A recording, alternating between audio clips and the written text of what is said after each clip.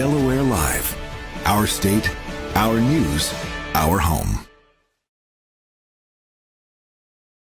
The things that matter most happen right in our own backyard. Our neighbors, our schools, the places we go, and the people we know. And now there's one news outlet where our story is told. Delaware Live. Locally owned, community-based news. Free to every reader, because Delaware's future belongs to all of us. Quality journalism we can trust to help us take on the day. Delaware Live. Our state, our news, our home. The things that matter most happen right in our own backyard. Our neighbors, our schools, the places we go, and the people we know. And now there's one news outlet where our story is told. Delaware Live. Locally owned, community-based news. Free to every reader, because Delaware's future belongs to all of us. Quality journalism we can trust to help us take on the day. Delaware Live. Our state, our news, our home. The things that matter most happen right in our own backyard. Our neighbors, our schools, the places we go, and the people we know. And now there's one news outlet where our story is told. Delaware Live. Locally owned, community-based news.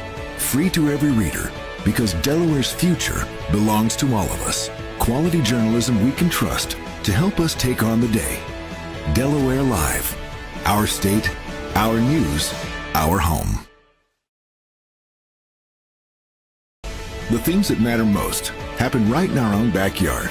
Our neighbors, our schools, the places we go, and the people we know. And now there's one news outlet where our story is told.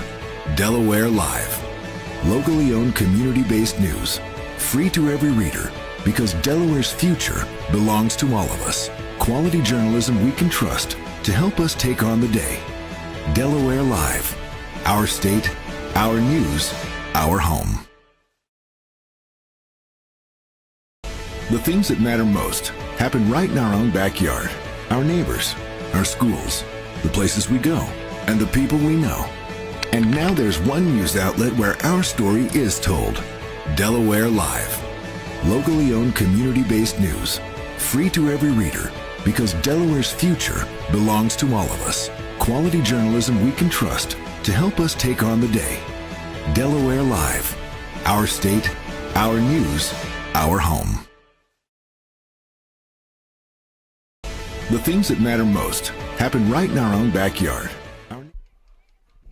And welcome live inside Delaware Live Sports, some Saturday football matinee action here as we are on the road at the Conrad School of the Science for a battle between the Red Wolves and the visiting Brandywine Bulldogs. You can hear the press box is up and running here. Nick Alessandrini alongside Mike Lang and Jason Winchell. Nick Halliday will be on the camera for you today, guys, and we've got a good one here and a unusual time for us. We're up early on a Saturday. We had a game last night. We have a game here this morning, so we're thrilled to be here. A lot of football for us this weekend and a good one at a fantastic location, Mike and Jay. We were talking about it before we went on the air. What a cool spot to do a game here at Conrad. I grew up playing on this field at NCCFL for 7 or 8 years. I personally love it here, and I'm thrilled to be back.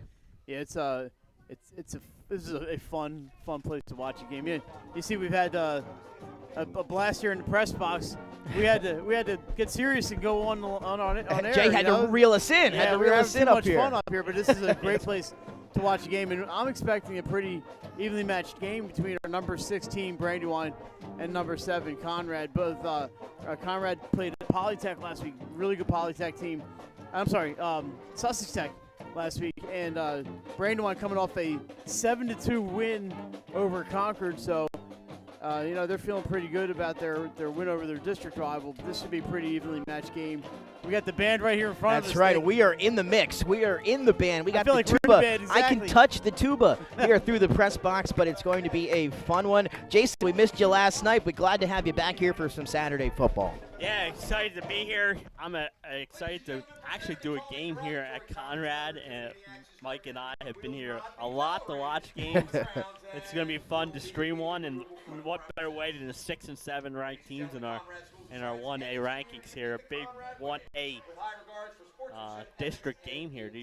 Both these teams are in District 2, Mike, which is the kind of they're the two North schools playing in the South District, and here they are playing their first district game.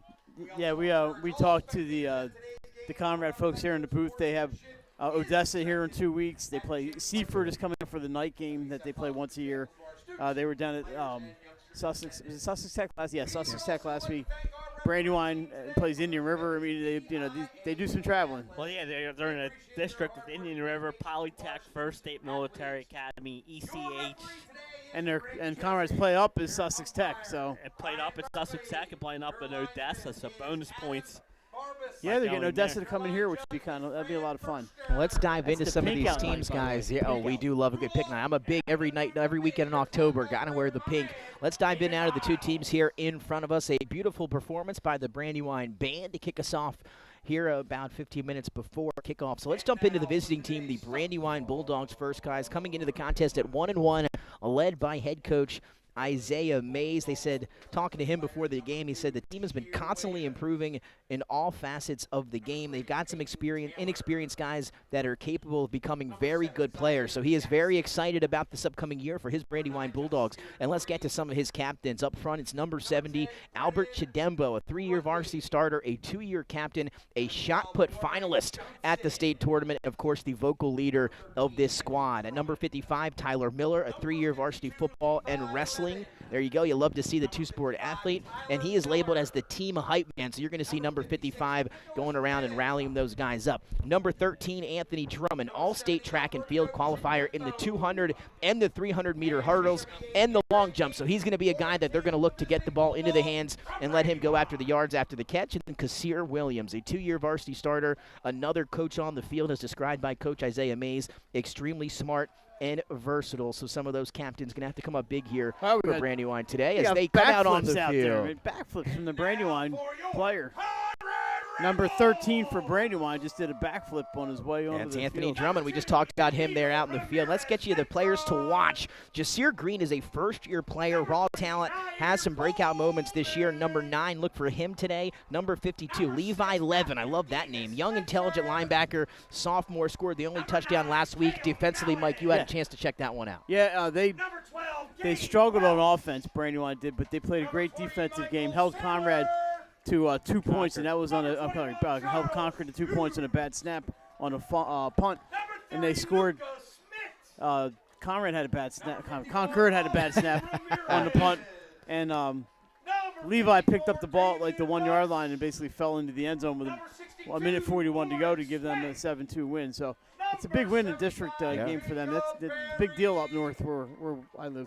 And then players to watch. We talked about Kasir Williams, number 2. Look for him, explosive player that can play any skill position. He'll be in the backfield. He'll be out wide receiver. You'll see a lot of him today. And then number 56, Nick Webb, the second-team All-State defensive tackle, is just a sophomore last year. Fairly quick off the ball. Is going to be big up front defensively for Brandywine. You see the captains now heading out to midfield for the coin toss. Let's talk a little bit about the home team and the Conrad Red Wolves. 1-1 coming into the contest. Number 6 in our rankings. Captains Gabe Walsh, Nair Coleman, Jacob Berry, and Eddie Rodriguez, as you see walking out there as we just mentioned. So players to watch, guys. Let's start with the senior quarterback, Gabe Welsh, a 4-year starter. You see him there at the midfield, a 2-year captain, a 2023 academic All-American by High School Football America, and his career stats, including the first 2 games this year, school records in both touchdowns and passing yards at 5,340 and 58 total touchdowns, and so far this year 400 yards and 4 touchdowns, so a good start for Welsh behind center here for the Red Wolves. Yeah, I've been watching this kid for a few years. He's got a rocket arm, and he's accurate.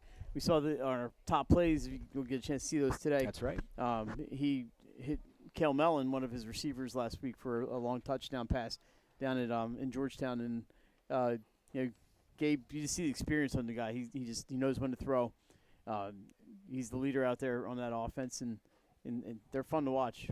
Other guys to look out for, the sophomore safety wide receiver, number 20, Michael Saylor, led the team in tackles back in 23 as a freshman, had 63 during that year, tied for the team lead here through the first 2 games with 21 tackles, so double digits a game for Saylor, and he'll come up and make plays from that safety spot. On the offensive and defensive line, number 75, Jacob Berry, the senior, man up front, staple of the program, a 4-year starter, 2-year team captain, and 2023 second-team all-district defensive line. And Mike, you mentioned number 9, Cale Mellon Jr., the wide receiver, also the kicker here for the Red Wolves. 25 points so far this season in just 2 games, 140 yards, 2 touchdowns as a wide receiver, 3 field goals, and 4 extra points. He can do it all as we have the coin toss wrapping up there at midfield. And then linebacker and tight end, number 21, Charlie Shute Jr., time for the lead tackles here this year. A starter at linebacker during his 8th grade year and was a 2023 all-district tight end. Brings energy and enthusiasm on a daily basis that Coach Chet Walters said is unmatched. So look for some of these guys to have an impact today. We're going to pause for the national anthem, and then it's kickoff right around the corner here at Conrad.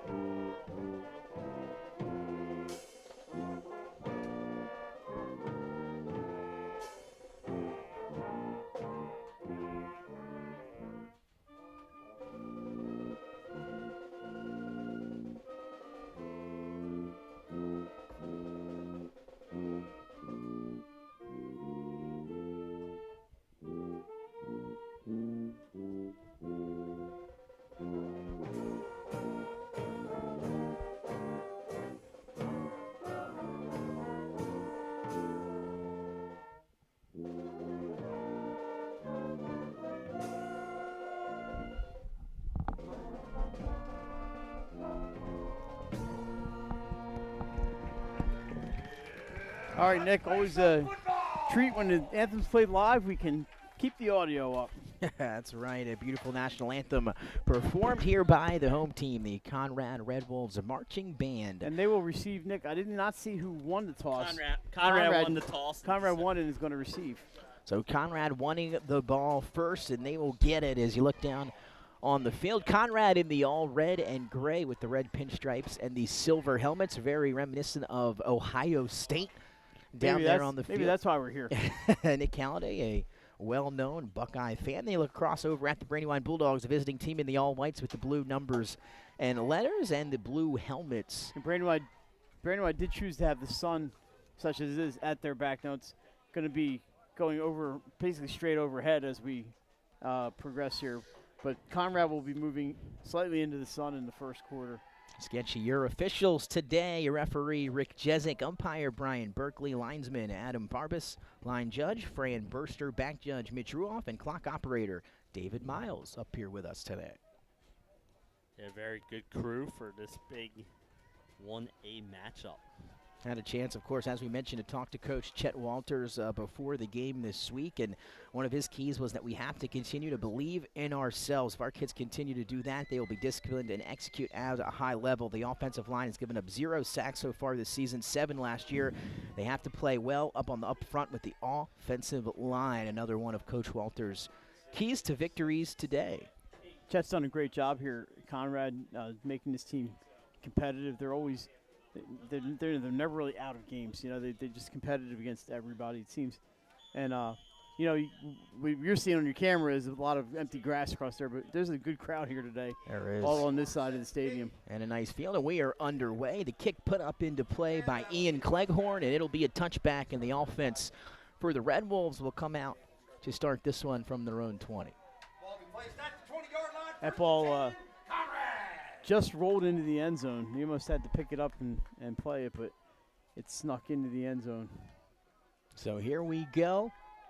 Offense out for Conrad, defense out for Brandywine as we are set here on a Saturday morning for some football here on Delaware Live Sports. Welsh to begin this one in the shotgun. He's going to have trips to the bottom of the screen. They're going to empty it out here on first down.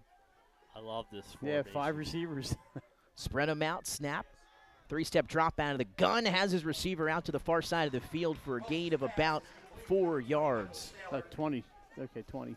Able to get it to his guy, Michael Saylor. We highlighted him in the pregame at safety and wide receiver. So up tempo here from Conrad, going to keep things moving. Yeah, they had 5 receivers. That was the max, right? So any accurate with the throw. So if we're on first down, up tempo, they get the play call from the sideline. You see more and more teams doing that these days, in the call from the sideline, no huddle kind of. And now a miscommunication here as an offensive lineman running off the field. They're asking for somebody else. Yeah. And running on late will be Cameron Lay. They might have to take a timeout here. I think it was an equipment violation. Oh, got you there. So if they send him out, they'll stop the play clock, Nick, and let him. There you go. Jason knows all. He's playing with his helmet. The lineman here, number 62. So here we go, 2nd and 6 after the gain of 4 on first down. Welsh, send a man in motion. Hand off to Coleman up the middle, and he's got not a lot of running room. Great push up front by that defensive line for Brandywine. Going to set up our first 3rd down of the morning. Yeah, Brandywine, not a ton of size, but they just didn't give up anything. They play some really good defense. Yeah, and that was pretty against quick. a 2A team, Mike, in Concord. Yeah. But Coach Mays has proven himself. Whatever he has, he makes the most out of it. So here we go, 3rd down for the Red Wolves. They've called about 4, need to get to the 30. Delayed handoff to the edge, and he's going to be wrapped up and slung down for a loss. A big play that time by Jasir Green, who set the edge on the right side of that defensive line. A tackle for loss, and it's going to be a 4th down and long coming up for Conrad. He met the ball carrier right. It arrived at the same time. Green was just he was in the backfield before the ball. So punt unit on for the Red Wolves. They picked up 6 on first down. And then 2 run plays on 2nd and 3rd. That went for negative yardage. Punt team is on. It's a low snap. Good job to recover that one and get it away from Ramon Rivera. And that one's going to be muffed through the arms that time of number 3, Peyton Taylor, the sophomore, but he's able to recover it. So a nice job by Taylor to not give up a turnover there on the punt return. He is able to jump on it, and now we'll see the Brandywine offense for the first time to begin this one around the 37. Mike, can you see that scoreboard over there? How much time's left? 9:55. Thank you. I didn't stop the time for that equipment violation. I was kind of happy Pat was producing last night. And all I had to do was switch cameras back and forth. It was a very smooth broadcast. So here we go with Brandywine with their first play on offense. Got to stand up here. Yeah. It'll be slot to the left. It's going to be a handoff on first down. They get it into the hands of Peyton Taylor, who we just saw on punt return, and he'll pick up maybe 1, if not a nothing here on first down.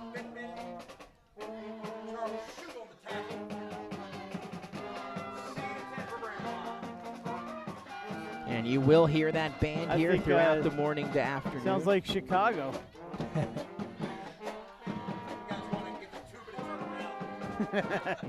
Yeah, we do not want the tuba to turn around. So here we go, 2nd and 9 after the yard on first down, and a quick flag here out of an inverted pistol formation for Brandywine. And it's going to be a false start against the Bulldogs, so that'll make it a little bit tougher here on this drive, 2nd and 15 after the penalty. Yeah, I mean, their defense is really their stronger side, and just can't afford. You can't afford to be going 2nd and 15 too many times. So the snap and the give to Taylor. Taylor has room, makes a cut, and he takes a hard hit. Wow. As he's able to get past the initial line of scrimmage. He'll pick up about 6 on that carry. And it was number 24 from Conrad. Laid the wood on him there. And a tap will come up and made by Lucas Stevenson, the sophomore. And now a 3rd down here for Brandywine, 3rd and about 7. So Conrad with about a 3rd and 7 on their last drive, and now Brandywine going to have to come up with a long 3rd down conversion here to keep this drive going. Nick, they're playing all 3 verses of 25 or 6-4. Here's the snap. Quick pass out of the backfield. They get it to Zaire Jackson. Jackson makes a defender miss, and he may have enough for first down yardage with that second effort. Yeah, they stopped the clock, so I imagine that's the first down. You know, he was all alone when he caught that with 2 tacklers. And they're actually going to mark him short, so it's going to be 4th and inches.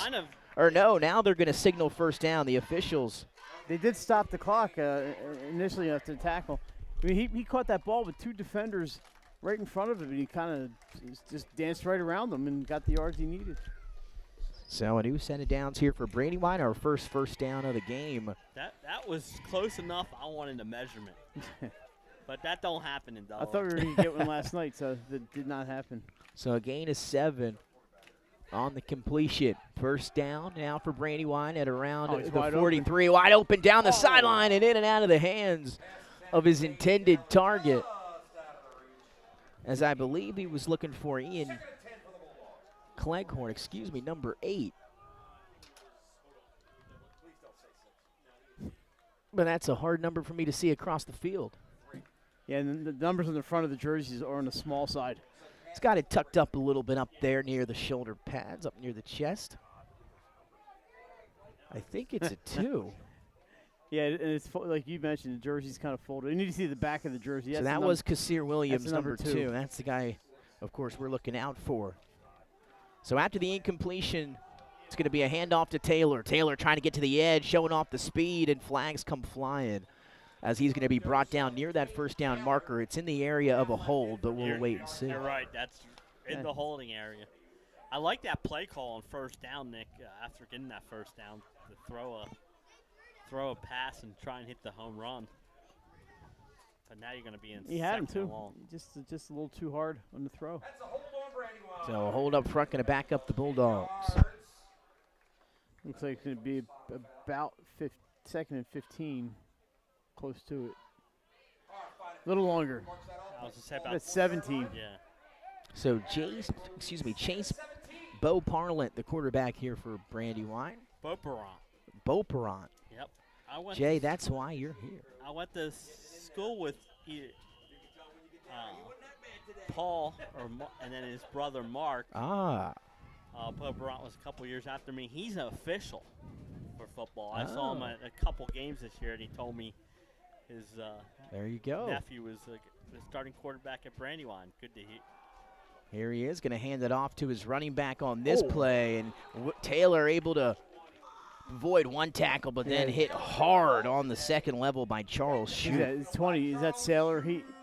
He slowed him up, and then Shute just kind of finished him. Taylor again able to break a tackle. No gain there. Taylor 3 carries for 6 yards to start here in this one. So now 3rd and very long coming up for Brandywine here in the opening quarter.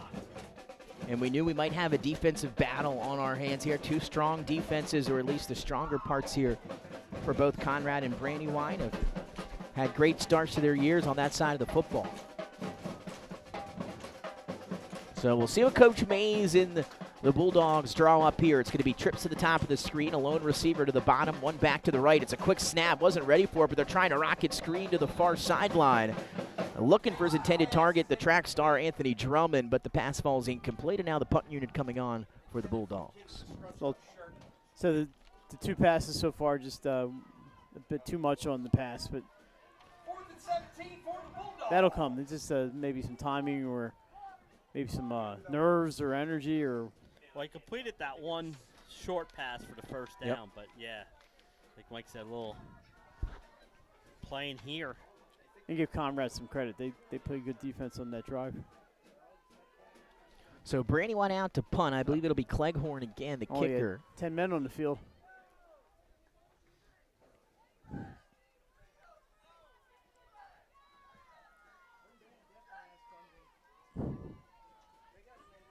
Uh-oh.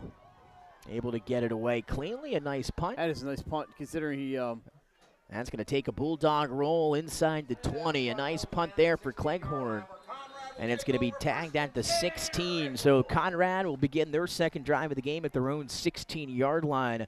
Had a good start on that first play last time out, and then a few negative runs forced a punt. We'll see what Coach Walters and quarterback Gabe Welsh have in store for drive number 2. It's impressive. He kind of fumbled that snap a little bit. Had to rush the punt, and it was a great punt. pushing Conrad all the way back to the 16-yard line here with 6:10 left in the first quarter. So out of the gun for Welsh here again. It'll be Coleman to his right. A double slot look with a flanker to the bottom will now motion him to trips to the top of the screen. 1st and 10, Welsh reversing around a pirouette. Now going to fire to the sideline. Has his man and in and out of the hands of his intended target. I believe that was Yandiel Ramirez Negron. A nice throw by Welsh. It was a in and out of the hands near the sideline. Good job jumping up and one-handing that snap. They're in a spot where a snap gets behind them. You're looking at a safety possibly. Yeah. Danger zone there after the nice punt by Cleghorn. You'll see Coleman and Shoot head to the sideline here. As coming in will be Matthew Davis Spencer, the freshman, to the bottom of the screen. Welsh back in the shotgun. Lucas Smith to the right now in the backfield, trips to the top of the screen. Handoff to Luke defense up the middle, and he is brought down in the backfield. We're never going to see the front of the jersey. I believe that was number 7, Zaire Jackson.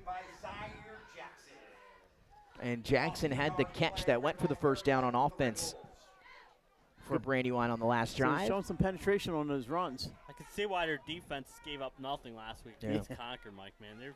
They're tough. Yeah, they're flying all over the ball. Very fast. Good instincts. Another 3rd down and long here for the 2nd consecutive drive for Conrad. Welsh, quick throw out of the backfield. Gets it to his man, and he's going to pick up first down yardage and extra down the sideline. Again, they go to Lucas Smith, this time through the air, and he picks up about 14. Now, but they're going to have to do is find a way to defend these passes. The receivers are open. And you're going to see, you can see Conrad go primarily to a passing game here until Brandywine shows them that they can defend both the run and the pass. 2 of 3 for 18 yards to start for Gabe Welsh. And now a new set of downs for Conrad. Their first first down of the ball game here, 1st and 10 from their own 30.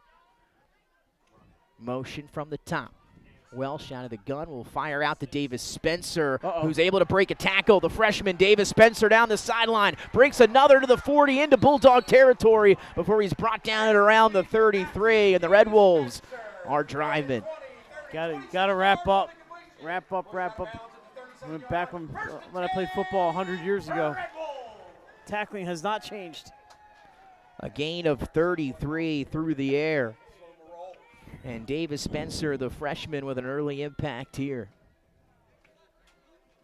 You can see once he got loose that first time, he was going to be a problem to bring down. Up tempo for Coach Walters and the Red Wolves here as well. Back to the line of scrimmage. Double slot out of the shotgun for Welsh. Smith is once again the back to his left.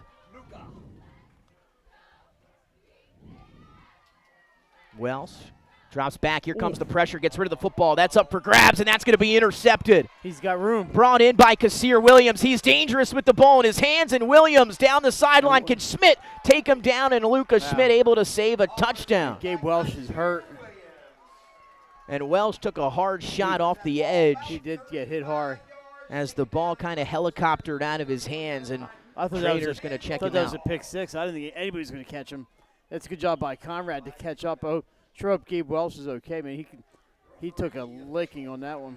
And Welsh into a little bit of a nice rhythm here early on, too, to the first 2 drives, is completing the long pass to Davis Spencer, and then this time trying to step up in the pocket, but the Brandywine pressure right there off the edge provided a clean hit as the ball was released. Yeah, he was in the middle of the throw. At 4:56 left. He was in the middle of the throw. He couldn't really brace himself for anything. It looks like Gabe's just fine. Yeah, hope he's okay. Going to have to take a play off, but you want to make sure that he's okay. He'll feel that in the morning. Yeah, he looks more upset than injured. Yeah, that's usually the case, right? Yeah, and when you get hit like that and that ball just leaves your arm like that, it's a bad feeling because it's up for grabs, like you said. But nothing he could do. I mean, he got hit hard on it. Yeah, that's the worst time to get hit as a cornerback is when that ball is already coming out. They're at the 32-yard line of the Red Wolves, so it's a good opportunity here for Brandywine. Look how quickly that changed. Conrad was in good position going down the field, and Now Brandywine's in Conrad territory. Good punt, set this up. 2 backs in the backfield alongside Chase. I saw blitz coming, but 2-man route. It's going to be a throw to the back, or looking for the fade down the field. He had a step on him, did Anthony Drummond. It was a good idea, just unable to get the ball there. I'm sensing some tuba coming here, Nick. I love the play call. After you get the turnover, go up Quick, top. sudden change. Yeah. Absolutely, I agree. Absolutely. Go for that home run.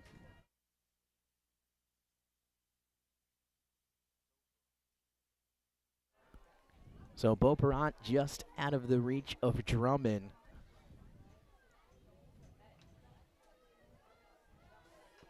Yeah, I like that call. It leaves him to 2nd and 10, but I would take that chance all day long.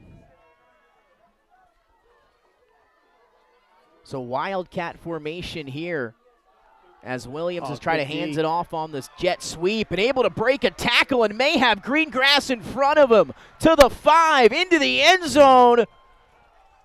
They say he's out of bounds? Waiting for the call There's a here. flag. There's a Oh, a flag. flag on the field. At the 23-yard line. And that was a big run by Anthony Drummond. They've been trying to get the ball in his hands. He broke two tackles really nicely. And the holding's going to It's bring all that coming one back. Now that is a spot foul. They're going to lose about a yard on this play. So they run the Wildcat. This time it was Kassir Williams, the junior at quarterback, who handed off on the jet sweep to Anthony Drummond. But, of course, the play negated. It's at 2nd and 11. But cost him a touch. Maybe that's the reason he scored a touchdown. But he broke a tackle in the backfield, which is great, and it kind of escaped some trouble along the sideline. But that. All we had was the yellow. That flag ended it all. So now Kassir Williams back at quarterback, double slotted, designed quarterback sweep to the left side. And how about Kassir Williams spins out of a tackle and is going to be brought down after a gain of about 10, and that's going to set up 3rd and short. He's got escapability. Yeah. And he missed a couple tacklers there. Looks to me as if he picked up about 8, maybe 7. We're going to call it 3rd and 3 for the Bulldogs. Yeah, brought it back a little bit. He's at the 24, so. So we'll see if it's going to be Williams or Beauperant here. Now a quarterback this 3rd and short. Williams, it looks like, will remain under center. So Jackson in the backfield alongside Williams and I believe Amori Johnson. So a pistol look here for Brandywine on 3rd and short. Quick handoff to Jackson up the middle. Jackson trying to fall forward for first down yardage, and it's going to be very close. I think he got it. Here comes my measurement. Oh, that's no measurement, Jay. 4th and about 6 inches. So it is. They're going to call it a straight 4th down. Jackson picks up 2 on the carry. Too much to ask for a chain measurement. It's too much. So let's see what the Bulldogs come up with. It'll be 4th and inches. Tie game 0-0 here in the first, just outside the red zone. Here for the Bulldogs, a first down may get them inside the 20. A timeout by Coach Mays. Didn't like the look. It was Kassir Williams and Jackson to his right in the shotgun. They're going to take a timeout, and they are going to talk it over. And again, we are in the midst of the band. If you could hear them, I'm sure.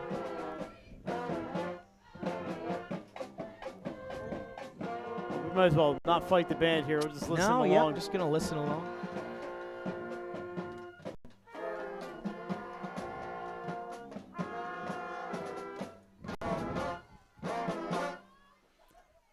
All righty, Bob, we have a second. Nick, let's send out our appreciation to Athletic Director Pat Williamson here at Conrad for accommodating us on late notice and gave us a nice spot here in the press box. And we've done girls basketball, we've done volleyball, we've done boys basketball here, and now we finally got a football game in. So, right.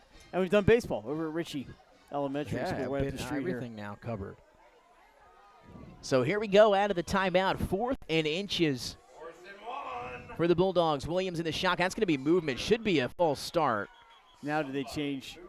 I don't think they have a kicker who's going to make that field goal, but they're probably going to go for it again, I would think. The Bulldogs, that costs you 5 yards. Back them up and try it again at 4th and 6. So back them up, 4th and 6, as you hear on the intercom here at Conrad. That's why I love coming here. I wish every place had, announcers like that. Archmere, like every play, who carried the ball, how many yards, what yard line they're on. We are going to get a field goal try here. Oh wow, this is here we go. This is a 45-yard field goal attempt. Let's see if Ian Cleghorn can break open the scoring. For about 44 and change. So here's the snap, a good hold. The kick is up. Oh, he's a little just short. falls short. Might have been good from 40. Would have been close. I'll tell you what a leg out. Yeah, just to even try that. 44 yards, you don't see that tried much in high school football. Like Mike said, when they backed up, I thought for sure they were going to go for it. And man, I'll tell you what, he almost got that. Very close for Cleghorn. A couple yards shy, and that will keep the score 0-0. 3:05 to go here in the opening quarter. Welsh and company in the Conrad Red Wolf offense back out onto the field. And you know now what I like about that? The player's taking a knee. The ball automatically goes back to the 20, Nick. Aha, I didn't. There you go. So it's worth the try. Yeah, definitely, absolutely. If that's the case, usually I like to keep up on all these rules. That one I'm unaware of. Quick throw for Welsh to the outside, and that one falls incomplete. Conrad wants some interference call. They're not going to get it. Looking for Kale Mellon towards the sideline. Now the rule on the field goal. So if you're at your 3-yard line, your own 3, and you attempt a field goal, the ball does not go 80 yards to the 20-yard line. I would hope not. But I forget where it would be spotted. So 2nd and 10 after the incompletion.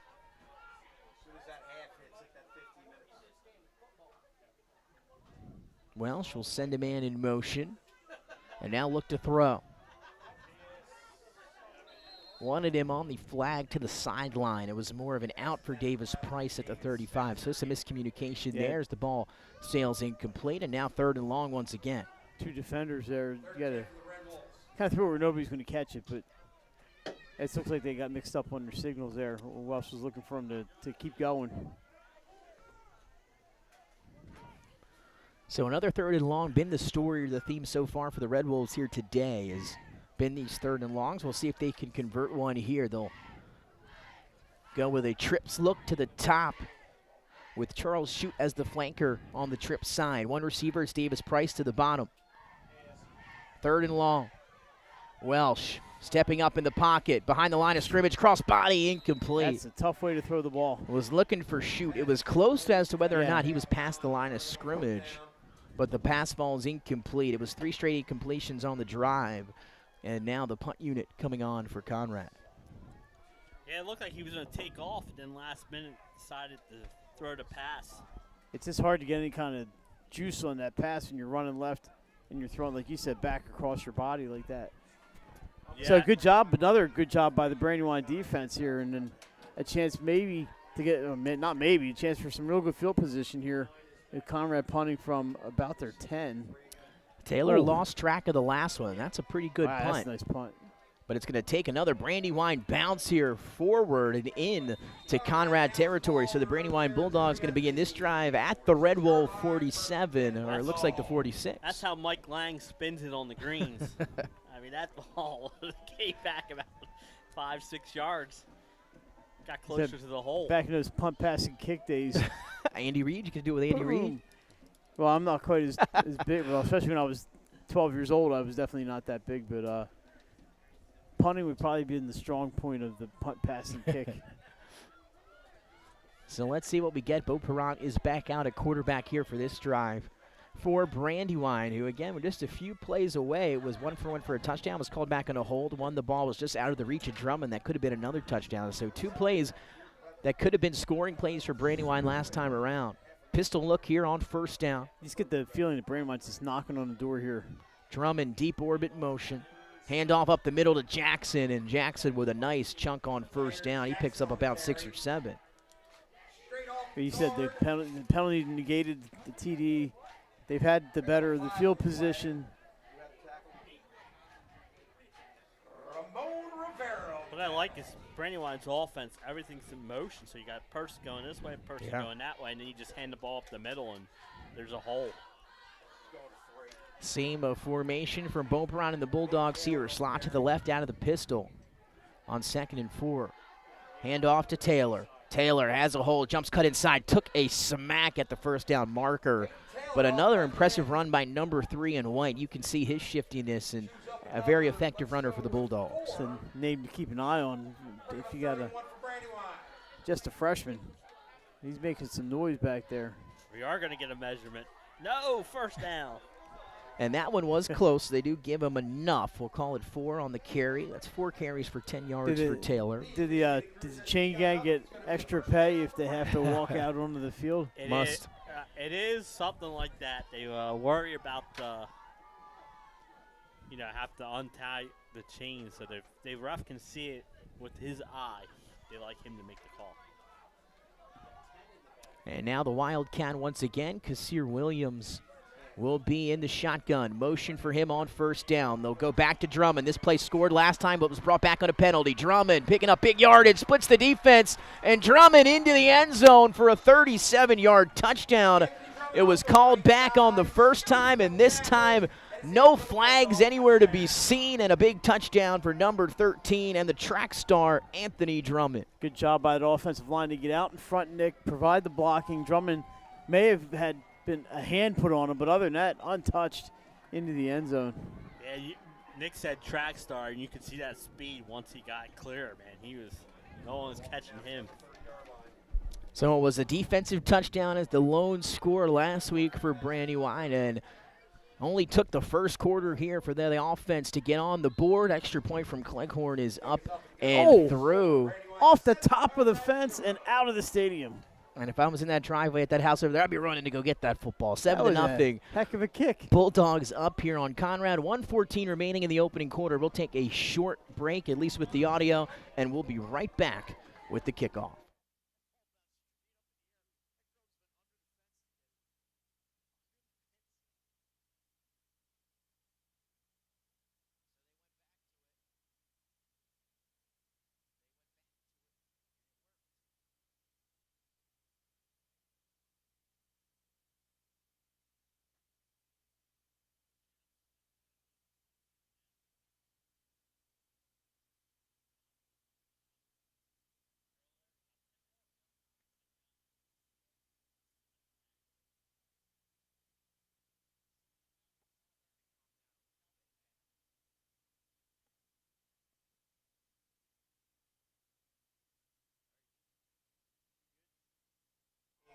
And welcome back inside Delaware Live Sports. Nick Alessandrini alongside Mike Lang and Jason Winchell. Nick Halliday on the camera on top of the press box here at Conrad School of the Science.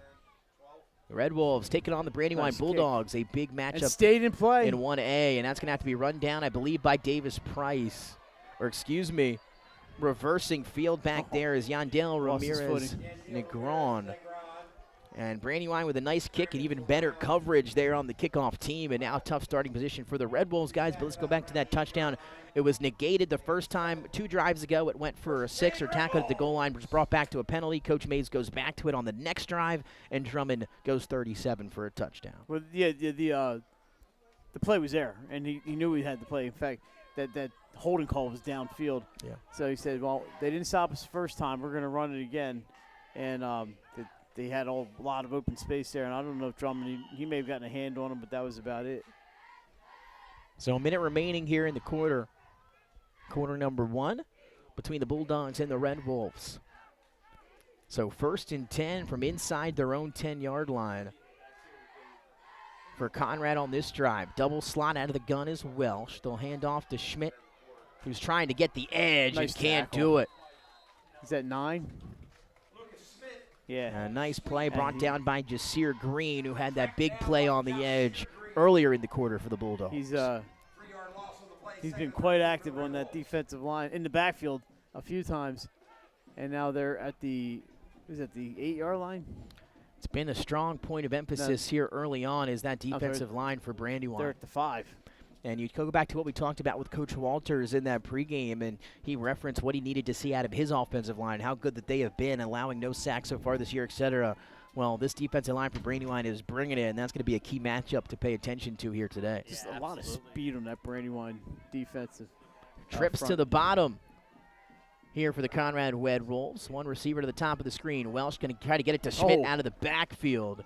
And once again, that pressure from the defensive line knocked it down about 2 seconds, and that defensive line was in the face of Gabe Welsh. Yeah, I'm trying to see who got it. Is that 58? I'm impressed with this Brandywine, front. They're not giving up anything on the ground, and they're not making it easy to pass either. Now you have 3rd and 13, so you know Welsh is going to be throwing. 3 or 4 straight drives with a 3rd and long for the Conrad Red Wolves. This looks like a nickel package. Here in the first quarter, yeah. And Welsh hasn't hit on his last 5 passes, looking to get that going here for Conrad. And again, they had to adjust to that quick passing game with that pressure they're getting from the Brandywine defensive front. This is probably going to be the last play of the first quarter with 8 seconds to go. Trips to the top of the screen for Welsh on 3rd and long. Here comes the pressure once again. Welsh steps up, delivers a bullet, and he's got a man in and out of his hands. Was looking far down the field for, I believe, Ramirez Negron, and he was open. And what a pretty job by Welsh to avoid the rush, step up in the pocket, throw across his body almost on a line. That ball was a fantastic ball, just in and out of the hands of Ramirez Negron, and that would have been a 90-yard touchdown. And nobody in the stadium feels worse than that young man. You got to try to get past that, And it has, and Mike. playing. That happened to me once. I will say that in a game against Sally's under the lights at Baynard Stadium. I'm still thinking about it today, Mike.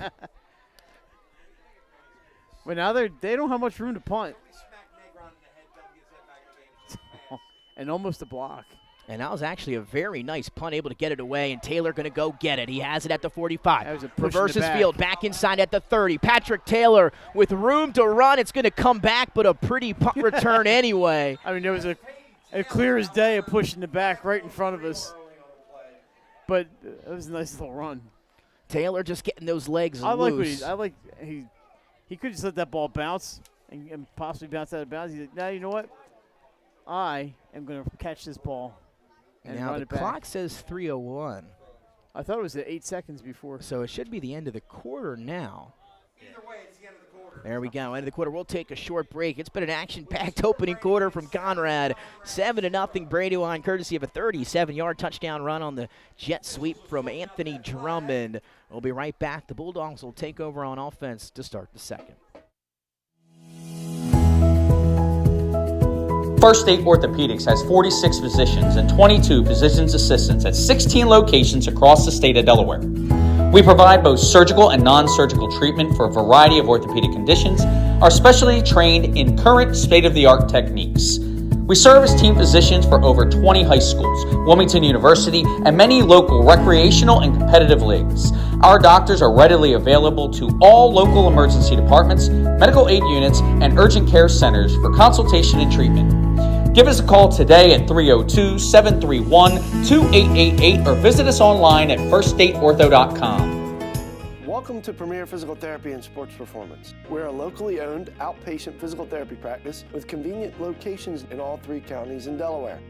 At Premier, we have experienced physical therapists with advanced credentials, but their hospitality, passion, and enthusiasm is what makes the difference for you. Find our convenient locations at Premier PTSP. Welcome back inside Delaware Live Sports. Nick Allison-Dreen alongside Mike Lang and Jason Winchell on to the second quarter. Now it's untimed down, Nick. So still.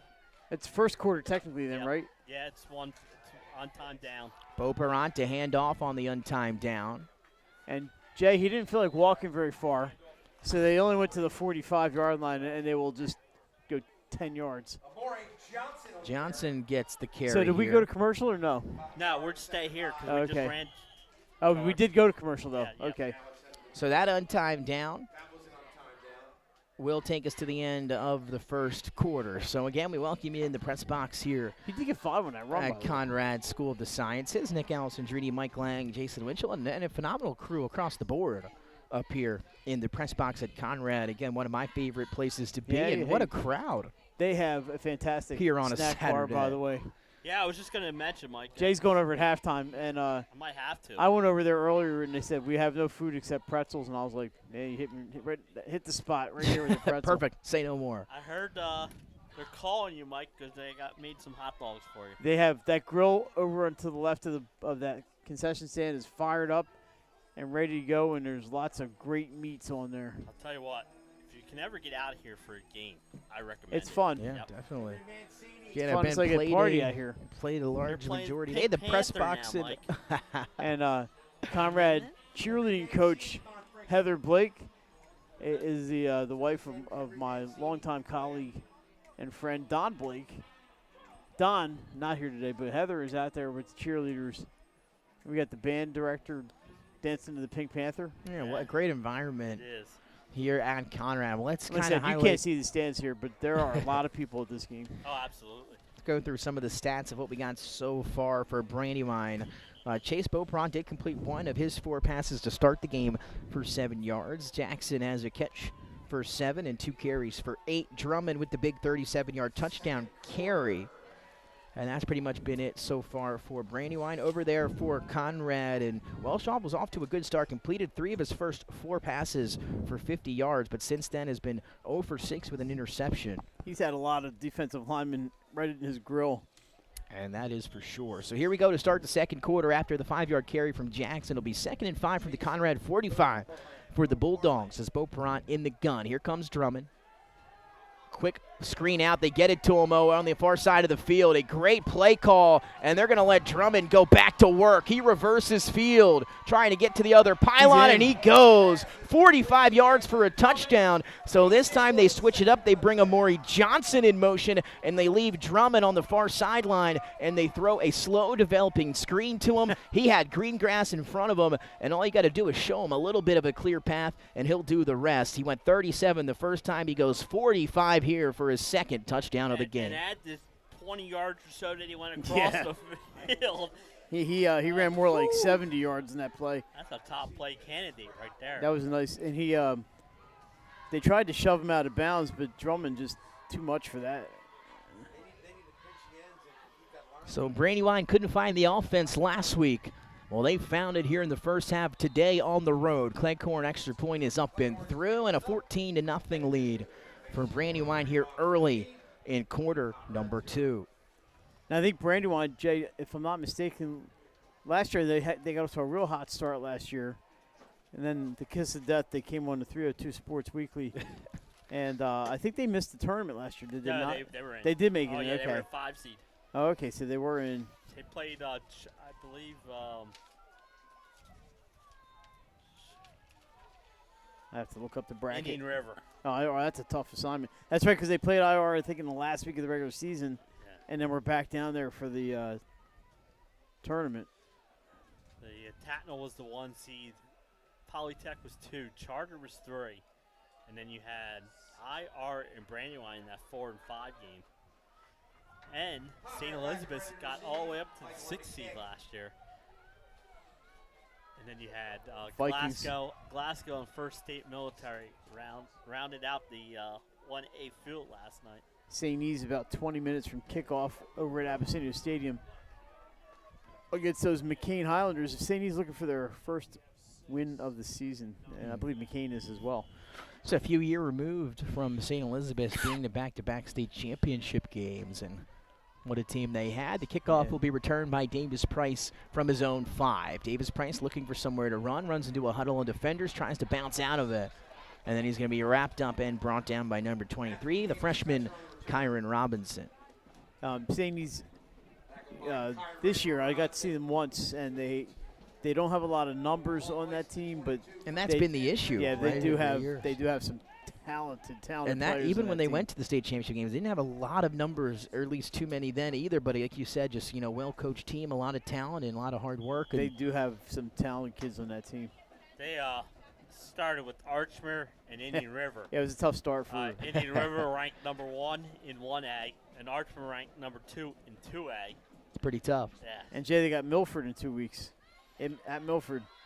Motion. It's going to be a little pitch there to Michael Saylor. Saylor looking to get to the edge, able to split the defense there. The edge has been a tough get for this Conrad offense here in the first half, but able to pick up a few there as Saylor able to find it for about 6. Yeah, that's been the difference in this game is Brandywine's got to the edges, and Conrad, like you said, having difficulty. 2nd and 5. Here, this is, I think, an important drive here, Nick. Very. Conrad, you're down 2 scores. Brandywine's moved the ball the last 2 times they've had it, so And Conrad needs the answer here. And to your point, we've seen 2 or 3 big plays from Conrad that has been in and out of the hands of the receivers that could have been touchdowns. So again, Conrad's been there, just got to stick with it. But just the one back in the backfield for Welsh. 2nd and 5 after the carry by Saylor. Shoot And in motion. a delay. Flag. Seemed like it would have been quick if it was. But that's exactly it. Yeah. Wow. So a delay a game against the Red Wolves. And I said again, because the back judge threw the flag, so I Yep. figured it had to be. That's what it. You know, if Pat was here, he'd be upset as a former. Oh, you're waving quarterback. your arm in the air. You got 3 timeouts. I think they Yeah, have that 3, was an right? Nobody's used the timeout yet. I don't interesting believe. one there. Yeah, no, I believe one timeout earlier in the ball game for Brandywine. But it'll try it again. So the first down run by Saylor kind of taken away here, and now what is 2nd and long?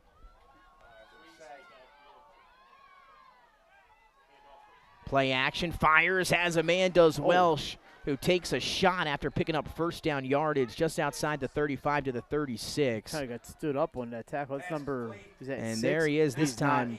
Davis Spencer had Wow, the big he's- catch earlier in the game. Picks up about That's- 7-8 yards on the play. Well, we're gonna. Spot at the 35-yard line. Should we take a 30-second break here, Jay?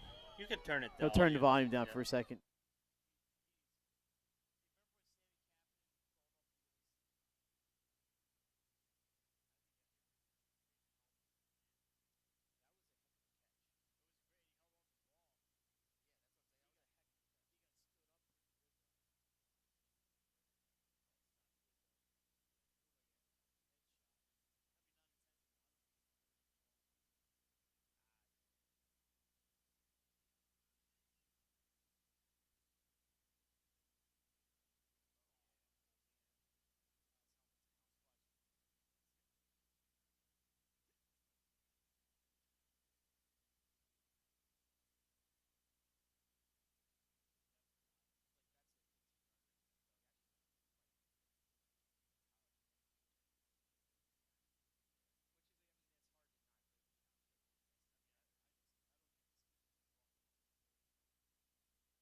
I would always pass by Ferris on Kirkwood Highway, so I knew that they existed. We stopped in the showroom.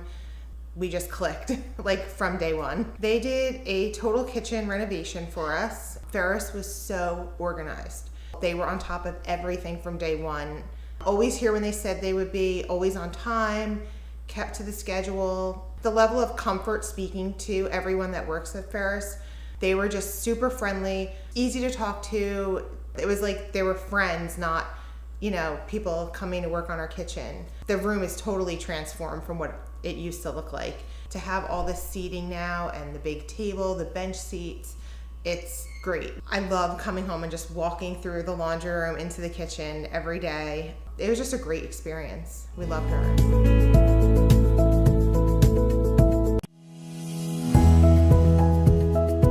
First State Orthopedics has 46 physicians and 22 physician's assistants at 16 locations across the state of Delaware.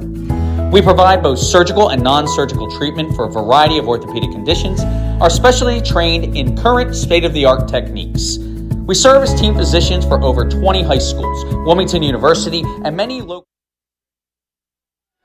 And welcome back inside Delaware Live Sports. Able to get to the sideline with a little help under his own power was Matthew Davis Spencer, the freshman, after a very nice third down conversion.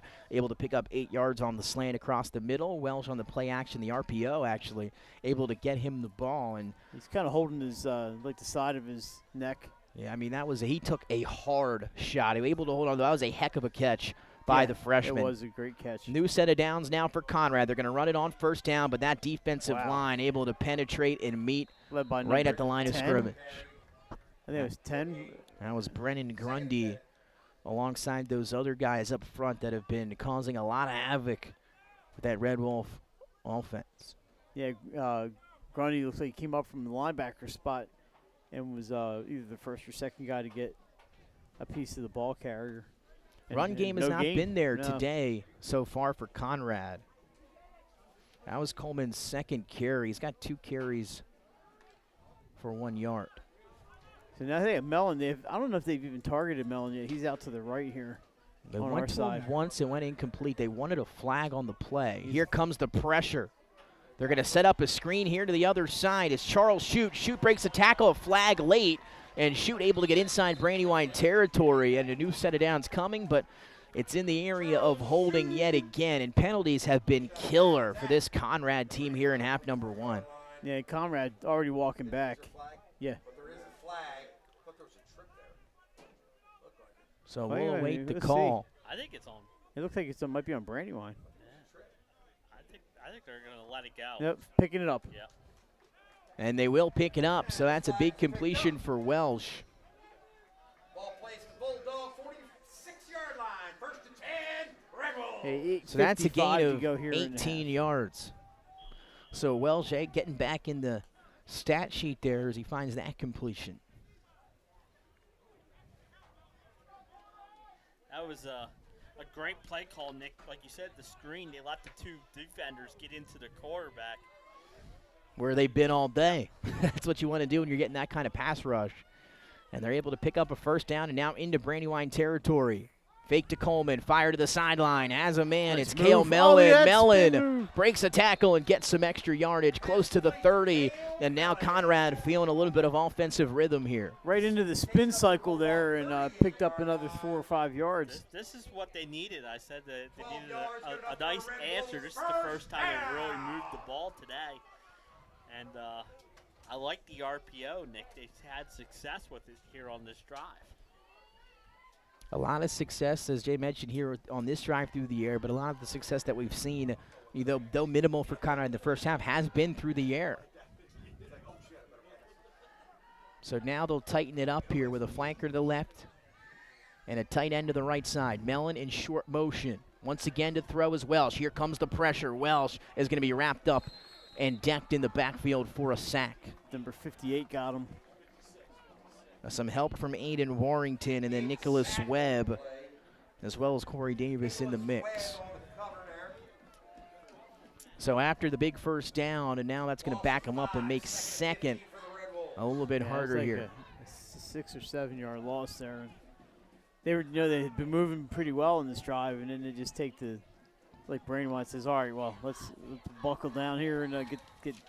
They're just overwhelming this offensive and a line bit- for Conrad. Like in the Brandywine thing, I wonder if unsportsmanlike. Yeah, that's going to be an interesting call as we await Wow. this And one. they're sending 9 off to the sideline. That will not make. I wonder if it's he said Equip- something or an equipment. The equipment's usually not a flag.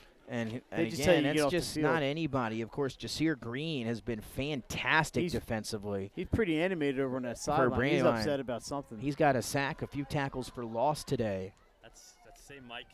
and it is. Yeah. Unsportsmanlike conduct on the Bulldogs. So that's going to go, I believe, against Jasir Green. Cost you 15. So that's a 15-yard penalty. So the penalty that Conrad was assessed to play a go, they'll get that back and a new set of It downs. was kind of in the defensive huddle, and the ref threw the flag right away. So No, something was will said. not be a first down. Well, I guess not. There's no automatic first down, so Wouldn't 15 be It's be gonna be enough? Close. it's going to be close. But I don't think it's going to quite get to yeah, the I think first you're down right. It might be yardage. about a yard short. Oh, yeah, Yeah. you see it. You called it. No, but But that puts them at the 24-yard line. They're in good shape at 2nd and 1. So they'll get that penalty again back that they received with a little extra after the unsportsmanlike against Jasir Green, again, who has had a phenomenal start. Yeah, and obviously we're this first half. we're not on the field. No, You can't no. hear what he's upset about, but We'll see if we can mic up the fields at some point in the future. Yeah. Baby steps here. 7:46 remaining here in the first half between Conrad and Brandywine. Conrad looking to get on the board after trailing 14-0 to start here in this one at home. I might take a shot at the end zone here on with you, Mike. 2nd and 1. I'm with you. He's got Aiden trips Warrington left. running off the field late. Timeout. Brandywine's got to get that timeout. I think that's their second. So Coach May is Well, yeah, in you a want to good make sure you timeout have here. 11 out there, number 1, and the right 11, number 2. And especially after the unsportsmanlike, make sure emotion is set and all that stuff, etc. So Jackson may be coming on here defensively for Brandywine. But a timeout on the field will be 2nd and 1 coming up for Conrad. Green is not back on the field yet, so I'm not sure if that's a coach's decision or. Well, he has to sit out. Does he have to sit out a play? I don't know. I didn't know that was the rule. I don't know either, but I know. I think Isaiah is asking something here. He's probably asking him that because there were technically. You'd want him on the field. Obviously, he's one of your best players out there. I mean, he's got his helmet, so we know he's in the game. Yeah, they didn't eject him because No. they would have did the ejection signal. At least I think they would have done the ejection signal. Yeah, don't see him. Green, he's over there. He's got his helmet in his hand. Oh, so yeah, there he is. The helmet is off. Having a chat with one of his assistant coaches. You know, and we've seen this in every sport. It's just, Oh, yeah. it happens to everybody, you know. Mhm. You lose your cool. It's football, too. Yeah. It happens. So here we go. 2nd and 1 after the unsportsmanlike against Green. And it'll give Conrad short yardage for the conversion here. Coleman, the back to the right of Welsh, who's in the shotgun. So they were trips left, and now they just have, well, now they have 4 guys to the left. Yeah, quads to the top. And the Oh, hard he count. jumped. That's going to give a first down. So it worked. That will give a first down. You know, as a quarterback, I'd be okay with running 2nd and 1. Take that shot deep and then hit him on 3rd down And now they with have to the worry about cadence. it. But that's just being a little bit greedy, right? You want to take what you can get. And a new set of downs for Welsh on the hard count. You love the cadence there. We saw that out of Matt Rice and Caravel last night. Very effective with the cadence. And at a quarterback, got to use that as your weapon sometimes. And a good job by Welsh to earn himself and his offense a new set of downs. Yeah, absolutely. 7:46 to get the score. A little bit easier to see now than it was earlier. It's been 7:46 for a while now here in the second quarter. Welsh in the gun. I thought after penalties they were supposed to start the clock. Coach Walters not happy as the offense unable to get a line And timeout correctly. Conrad, so You haven't ran a play. we'll have another break here. You had the unsportsmanlike, then you had the timeout by Brandywine, then you had the offsides by Brandywine, and now a timeout by Conrad. We haven't Oh, seen well, that a explains snap. it. So We haven't seen a snap in a while. Jay, where in the world is the 302 Sports crew next week? I know Apo Dover. Apo, Smyrna Smyrna. on Friday night. We saw Apo Dover. But after that, I can't tell you. And Ben, I don't know where anybody knows where Benny is next Friday. I think he said Central for Woodbridge at Central, if I had to guess. It sounds like a good game. If I know my friend Benny Mitchell, and he told me at Sussex Central next week for that. Let's see, 2024 football schedule. Thanks, Benny. What is next week? The 25th? Woodbridge at Sussex Central. Benny's heading back to the castle. Oh, you see, I was right. Don't ever doubt. All right, here we go. An actual play coming up. Maybe. 1st and 10 for Conrad here at the Brandywine 20 into the red zone for the first time today. Welsh steps up in the pocket, delivers a bullet. It's got Mellon for a touchdown, and Gabe Welsh takes a hit and delivers one on the money to Mellon, who hauls in the touchdown 19 yards through the air, and Conrad is on the board. He'll take that hit every day of the week, and a nice delivery. Mellon kind of got behind that defense. That has not happened much today. There's the answer. And there's your talking about. exactly right. What a drive, 80-plus yards it seemed like. And that was the key, is that they've had those plays open, and Welsh has done a good job of getting the ball there. Just a few drops and a few miscues, but not that time. It was a good pass, a good catch, and a good finish. And a whistle before.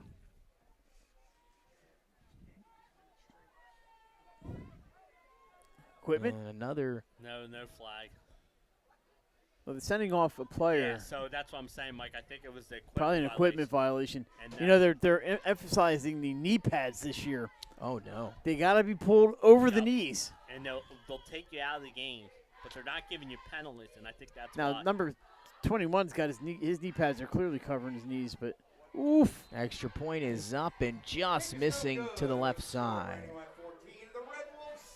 So 14-6, back to a one-possession game here at Conrad School between the Bulldogs and the Red Wolves. We'll take a short break and we come back. 7:40 remaining in the first half. 14-6, Brandywine out in front.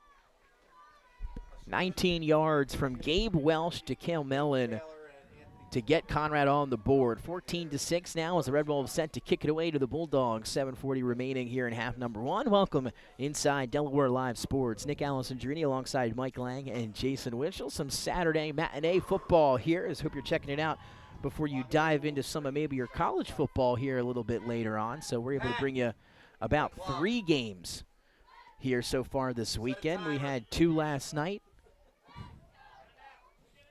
and 1 here today. Right.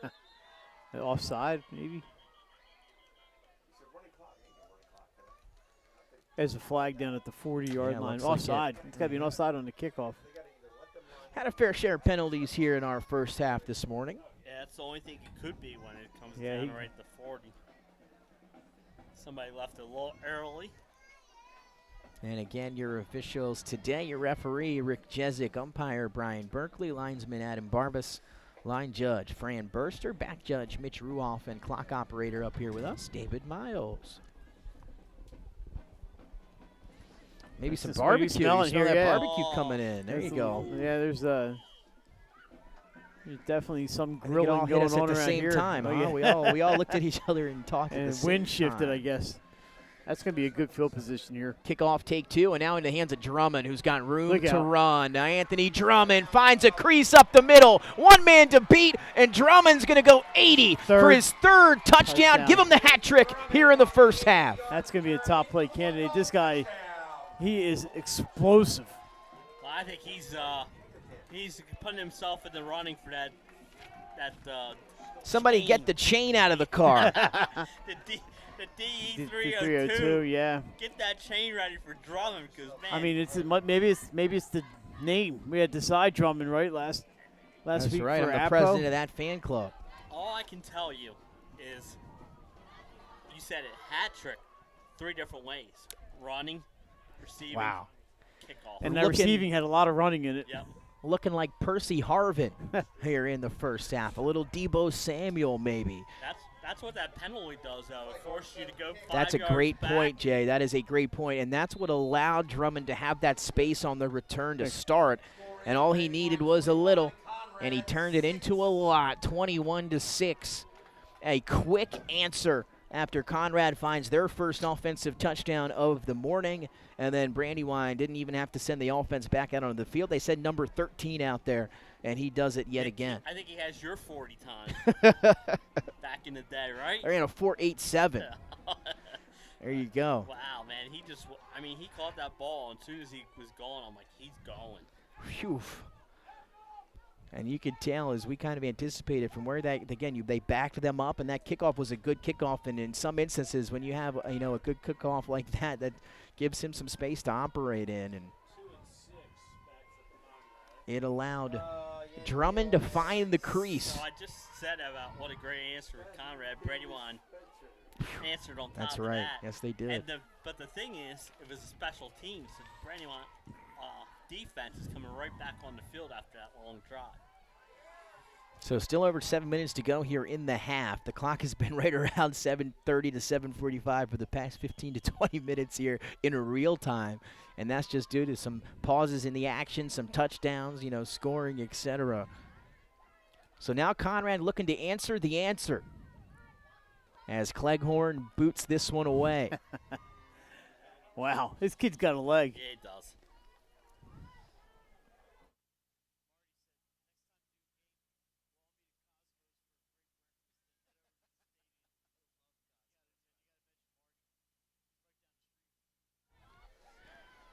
So here we go, about 7 minutes to go here in the first half. Again, at Conrad School of the Sciences, right down the road here from one of our guys, Marty Sheehan. Yeah, and Cosmos.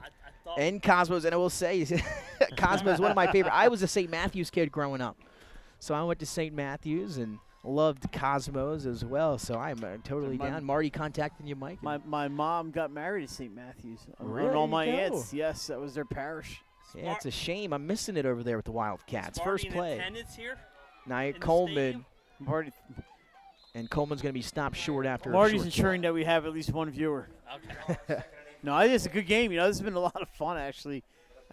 People should be watching this game. This has been a fun if you can get up on a Saturday morning. Yeah, I've been impressed with Brandywine. Me too. They didn't score last week except for that 1 yard touchdown return, and which is surprising, right? The offenses look pretty darn good today. I mean, maybe Drummond didn't play last week. Well, you also remember you're going up against a 2A team, even though it's not a very good 2A team. It's still going up a class, which means and yes, it is, and that's players. absolutely right. And again, a lot of these teams are way more solid than if you're at home than what you think. You got to go out there and check them out. 10:30 game, which is a little earlier than this one. And no doubt. These guys, goodness, Concord loves those 10:30 games. Motion here for Mellon. Welsh play action. You're going to get him on the bootleg.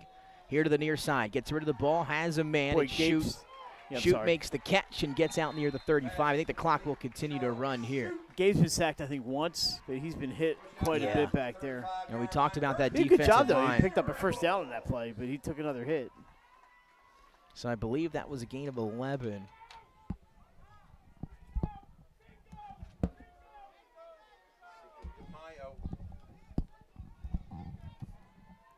I bet you they have great scrapple over there. Absolutely.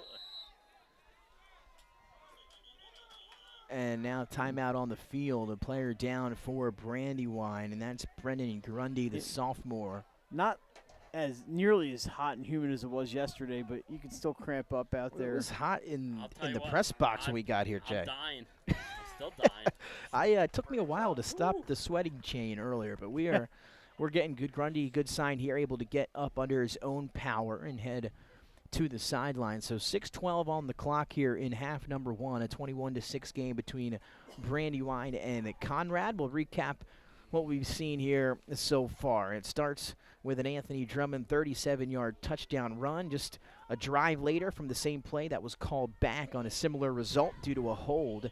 Drummond takes it the next drive, 37 yards on the same play for a touchdown, and then a 45-yard touchdown catch on a screen the next drive, and then didn't need the offense the third time. Drummond, 80-yard touchdown on the kick return following Conrad's first touchdown on the pass from Welsh to Mellon.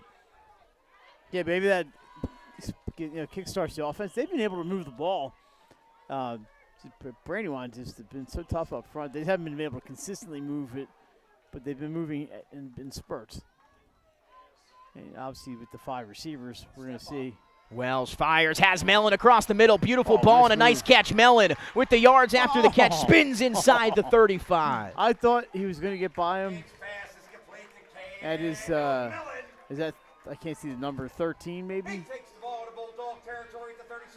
61 yards now receiving here in the first half for Mellon. 13 on the tackle for Brandywine. There's numbers in the front of the jersey, a little tough to see, but it is 13. Made a nice job with the grabbing onto Mellon's shoes and hanging on. Hey, he tried to put him in the spin cycle.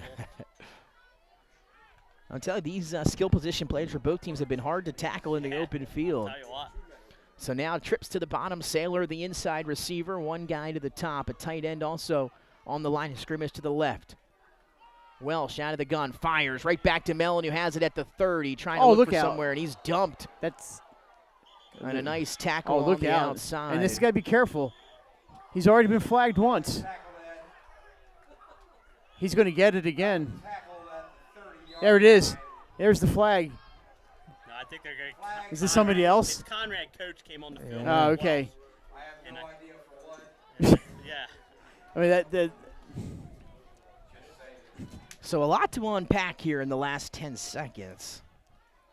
So it was a pass out here to Mellon, who made a move. Drummond lifted him and planted him on the ground. I mean, a regular tackle there on the outside. Yeah, and they put an emphasis on putting wrestling moves on players too, so it could have been flagged. Did they really? Yes, huh? They really did. But I think they got down sportsmanlike on the Conrad coach for coming out and trying to calm his quarterback down, which I think was a good play because, he was upset with the tackle. Yeah, some chirping here on the near sideline between a Brandywine Bulldog and Gabe Welsh. And again, that lighted up the fire there for the coaching staff. I'll tell you one thing the referees are calling this year. They're calling the unsportsmanlike penalties, so you have to be careful. It's a big emphasis this year. And they're writing down the number, so it could have been on the quarterback. Yeah, we're going to have to, if we can at halftime, get a clarification down there. But an interesting. If you get 2, you're out of the game, and you're out next week. Because it didn't look to me like Welsh did anything crazy. It was just two guys talking. He was upset. Yeah. And the coach came out, and that's why I thought the penalty was on the coach, because he. That's what I thought. You're not allowed on the field, and so that could be on the coach. Well, we have a second update from St. George's at halftime. It is Appo 14, St. George's 10 at the half. Well, they figure everything out here. Referee Rick Jezik, one of the best. So able to sort it out after the completion. We'll back him up. Second and 20. We need a mic on the referees. We had one last night at Abyssinia Stadium. It was great. Welsh going to fire out to Saylor. It might be a hold. And that is going to be brought back on the hold. That hold is going to go on the far side of the field here. We could see it from 50 yards away. And that was going to be made by Yandel Ramirez Negron, so that will back up Conrad. So back-to-back penalties. We talked about a lot of penalties here in the first half, just cumulatively, and a lot here on Conrad. I know it's going to be second and Fenwick Island here. So holding on Conrad. So. The score's going to be an hour. Guess. For 5 minutes. We were 7 at 20 a half hour for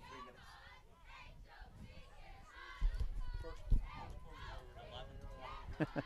Been a long second quarter here at Conrad. You can hear in the press box. There was 7:46 to go for 3 minutes. And we referenced that earlier, and we talked to Jason. The first quarter ended at 11:20. I'll tell you what. Like you said, he was one of the best referees. He doesn't have plans for the day. So he wants to be here all day. There's no late games. It's a beautiful day, right? Does he know I got to go somewhere later? Forget about college football. Forget about everything else you have planned today. We all have stuff to do. I know. I got to get to Delaware Penn. Oh, my God. Go Hens. All right, so they are going to Fenwick Island. Big chunk of Boxwood Road. There you go. I will say, what a crowd, just the environment here at Conrad, right? Great. It could be almost a neighborhood event, right? If you're and this is a school where the old Conrad High School, those alums still come out and watch these games. Double slot, motion to trips goes Ramirez Negron here to the bottom of your screen. Welsh in the gun. Here comes pressure. Welsh fires, has a man in the flat. It's Negron. And he's going to make a move and get out of bounds inside the 40. So a lot of that penalty yardage coming back there. I feel good for him. He had the drop pass and he had a holding penalty. And something to go positive for the young man, and he picked up about 15 yards in that one. So third and manageable here with 11. We talked about Welsh. He's really found that rhythm again after missing his last 6 with an interception. He's gone 1, 2, 3, 4, 5, 6 straight completions. And he's been hit, and Mellon has been his favorite receiver here The two of them really seem to have a connection. It went from 2nd and 28 to 3rd and 11. I'll say that was a good second down play. Yeah, you got him in moving and had him some space. Double slot, and you're pretty sure you got 2 downs here if you're Conrad. Motion to trips to the top for Welsh. Sailor is the back to his right. And they were down. Wells fires right back to Mellon at the 30. Drummond going to wrap him up and push him out of bounds inside the 30. So now that's, we said, you got 2 downs here to work with, and now you got a 4th and manageable coming up. And that's why I like that call, Nick. You said 2 down territory. You don't have to throw it 10 yards down the field. Throw it. Let's see if Mellon can make a move. What a smart play by Drummond. He wrapped him up and just took him out of bounds so he couldn't get any more yardage. 17 pass attempts here in the first half for Gabe Welsh. His arm's getting a workout. Timeout, Coach Walters and Conrad. I believe they'll have 1 left. I like that timeout there because it's a big 4th down play. Set it up. Clock was stopped anyway because of the out of bounds, so you don't have to worry about that. And now you can just pick a play. Yeah, Nick, it's going to be close for you. What time you have to? What's your ETA? I was hoping to get out of here at 2. Yeah. So hopefully, but you never know, right? We'll see what happens, and Maybe that's the world of football. Maybe they could cut down halftime from 20 to 18 minutes. I'll take it. I'll take anything we can get here. Last night Sally's was 15, which every game I've always been to Sally's is 20. I thank them. The band director hated it. Oh, I'm sure. You know that. Gene Deladon brought that team back out with still 8 minutes left on the clock, and the band was playing. I thought we were going to have the Cal Sanford all over. The band's on the field. The Sally's players are warming up. The band's still playing. So 4.5 to go, and a big 4th down here for Conrad, who trails Brandywine 21-6 inside the Bulldog 30. Double slot for Welsh. They need about 4. Pump fake. They're going double move, looking for Mellon down the sideline and in and out of his hands. Just a bit upstairs. And they decided to go for it all on 4th and 4. I can't say I don't blame them. You'd like to get up the first down, but it was there. It was open and just out of the hands. I like the call because everything in this drive was short pass, right? So you fake that short pass and that double move. Just unfortunately, would have been a great catch. In and out of the hands. It was extended hands for Mellon that had to extend that reach as far as he could, just in and out of the fingertips. I mean, Walsh put that in the right spot, just a touch high. But him and Mellon, like I mentioned, those two really seem to have the connection there. You see Beauperon, as he got out to the field, quieting down his band on that side of the field. He said, hey, let's quiet it down. I got to be able to talk in the huddle and say the cadence. So he did. They listened. And now 1st down for Brandywine after the turnover, or the 4th down unconversion for Conrad. 4:29 movement up front, and that's going to back up the Bulldogs to start this one. I just don't think the center snapped it on time because the whole line moved. The ball wasn't snapped. Again, I don't have an official count on penalties. I wish I had taken account of that here to start the game, but we are into a lot of them. I want to say at least around 12 penalties here in the first half. Last night at Sally's Malvern Prep, there might have been a total of 6 penalties. That's what you want to see. That's the goal. That game was over before your game, and you started a half an hour before ours. It was great. Another More movement. Yep. And pushing back, shoving back, way back. Clock will stay at 4:29. Hey, moving. It's been about 45 minutes for 3 minutes to come off this clock. That is incredible for sure. Hey, Marty, you want to go to Cosmo's for and bring dinner? Some over? We could, yeah. It might be breakfast might not tomorrow be, morning. Breakfast tomorrow. I'm supposed to head out at 5 o'clock in the morning tomorrow. I still might be here. Sorry, Scott. Hen's going to have to wait today. And 1st down after the 2 penalties. They get it to Taylor. Taylor wrapped up in the backfield, nowhere to go. We'll call it a gain of 1. Finally, we can run some clock. Well, I think both teams maybe have 1 timeout left, so there's that. That's right, yep. 2, I believe 1 each, as Mike just mentioned. It's a shame that they that those penalties and stoppages are taking away from what actually has been a fairly entertaining game when they're playing. Yeah, no doubt. And we've seen big plays also being taken away with a lot of these penalties. A couple of touchdowns called back. Yeah, chunk plays, first downs, you name it.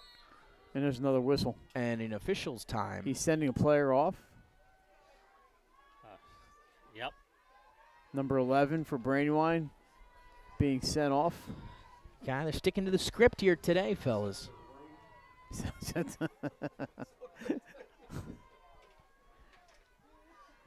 got a substitute. We're going to try it again. Second down and 19. And so is that number 9 back in? Yeah, and again, we're up here. We can't hear what's going on down on the field, but an explanation would be nice. As Beaupront drops back, looking deep. A deep shot's got a man, and it's into his hands. Number 2. Kassir Williams, the Wildcat quarterback, this time doing it at wide receiver, and that goes 78 yards for a touchdown. Beaupront to Williams. What a throw. He threw that right on the money, dropped it right on in perfectly, and whew, that was beautiful. Yeah, you can see Williams looking that ball right in. Just got over the hands of the defender, and there was nobody there. One-on-one on the outside, and as a quarterback, that's a dream. You love to have your guy one-on-one, and an extra step for Williams, and the ball on the money, as Jason mentioned. And it goes 78 yards for a touchdown. The offense for Brandywine is humming today with tons of big plays. Cleghorn, the extra point, is up and through. So they can't blame Mike Lang for their offense last week because he's in the building today, so it can't be the Mike Lang jinx. But they look like a different offensive team today, I was don't far they, away. Mike? I was in the press box as far away as I am here. It's the playmakers on that offensive side of the ball, right? You've got Beaupront, who has been able to throw the ball pretty well today, but it's been Drummond and, of course, Kassir Williams. We've seen Williams do it out of the Wildcat. We've seen Drummond do it from running back, receiver, and special teams. They've got a lot of weapons. Yeah, so those 2 false start penalties did not cost them on that drive. They went for it all as well and converted. 78 yards, a one-play drive.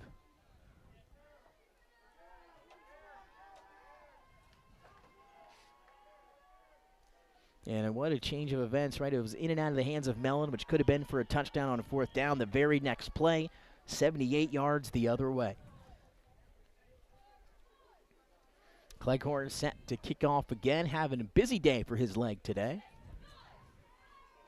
And it's great to see Davis Price back in the game, and he's actually going to pick this one up at the 2. Yeah, he's in trouble. That's a great tackle there, number 9. He's back. Green. Jasir Green, who was left, or he was thrown, or not, excuse me, he was sent to the sideline earlier in the game for an unsportsmanlike conduct penalty, and as soon as he gets back out there, he's able to make a play. Yeah, that's tough, Mike. That ball is bouncing, and you just don't know if it's going to roll in or not. Nick Marty wants you to know he's also he's the St. Matt's product as well. I didn't know that. There we go. I love to hear that. My guy JB back in the day. JB, Father Hazard was there, right? Yes, Father Hazard. Man. Wow, yeah, you guys are well educated on your St. Matthews. I appreciate that. So Coleman in the backfield alongside Gabe Welsh. 3.5 minutes to go. And Conrad looking to put something together, a nice throw, and once again, it's into the freshman Davis Price, who is put in that same situation that he was last time, getting a hit from that safety, and he's not happy about it. Oh, he did hang on to the catch. Yeah, when you go across the middle like that, Nick, that's where you... That was a stretcher hit. Yeah. And again, the makes freshman, him stretch, and he's going to end up on a stretcher. The freshman has been very good in terms of hauling these in, as we mentioned. No, and again, that's a big part of it, too, for him to go across the middle. No Todd Pinkston in his game. No. And what a job for the freshman so far. He's back out there now on the top of your screen. No, for whom, for what? Going to hand it off here to Coleman, who had trouble getting anything going on the ground. That's going to be his longest run of the morning. It goes for 2. That's the thing, too. we said that Walsh has thrown the ball a lot. He's had to because they just can't get that ground game going. I think they've got about 6 or 7 carries total, 4 of them to Coleman, and Welsh has thrown the ball 20 times. I'm impressed So with a big discrepancy. Brandywine just closing on ball carriers. Man, Just- that they're defensive so front, fast. man, They're that line, but fast. they have been very good. They are just very fast, and they're good at just getting around I mean, whatever's in front of them. Brandywine started with 2 2A teams in Laurel and Concord. You know, and like you said, they were able to beat Concord. So that was a 6-point win. They've looked good here tonight. Welsh this time has time to throw for the first time all morning, and nobody's open. A cross body back to Mellon. And I think that was knocked down. Or no, he caught it. He caught it. And then he was knocked down. Welsh taking a lot of hits. Drummond let him play some defense there, too. Conrad, first down. He wants that change. So they'll set the ball and start the clock. What are we looking at? 1:43. We're under 2 minutes. All right. Jay's looking at the snack bar. That's what he's looking No, at. I So if you guys don't have any remember, money. back on Thursday They for take Venmo, Delaware's, Jay. Delaware's Oh, I did. opener, we had the lightning delay for Yes. 2 hours. Oh, Then when that we came stinks. back, they did no media timeouts. We ran through the whole thing. That's what we need to do here in the second half. Welsh throwing an absolute rocket down the sideline and in and out of the hands of another intended target this time. Pass intended for Carmine Terranova. Looking for Terranova down the sideline, and it looked like Terranova stopped the route. If he might have kept going, that might have dropped right in the bucket. Looked like he got Now we have an injured held, player on held the field. up on the Could have play. been. Maybe that And was a it. flag. why I was shocked that they didn't. I'm kind of glad they didn't. But So the flag is right next to the player down An there on the offensive field. lineman is down, a big man up front for Conrad. Again, we can't get a number with everyone around him, but as he is down, surrounded by the athletic trainers. And again, you talk about the offensive line for Conrad. They're already without the senior offensive and defensive lineman, Eddie Rodriguez, the captain who you saw out there earlier today. He's on the sideline. He's going to miss the entire season with a torn MCL and ACL. And now another lineman down as Conrad not wanting to afford any more injuries here up front. We're going to take a short break. We'll step aside. 1.5 minutes to go here in the first half. 28-6. Brandywine in front of Conrad here on the road.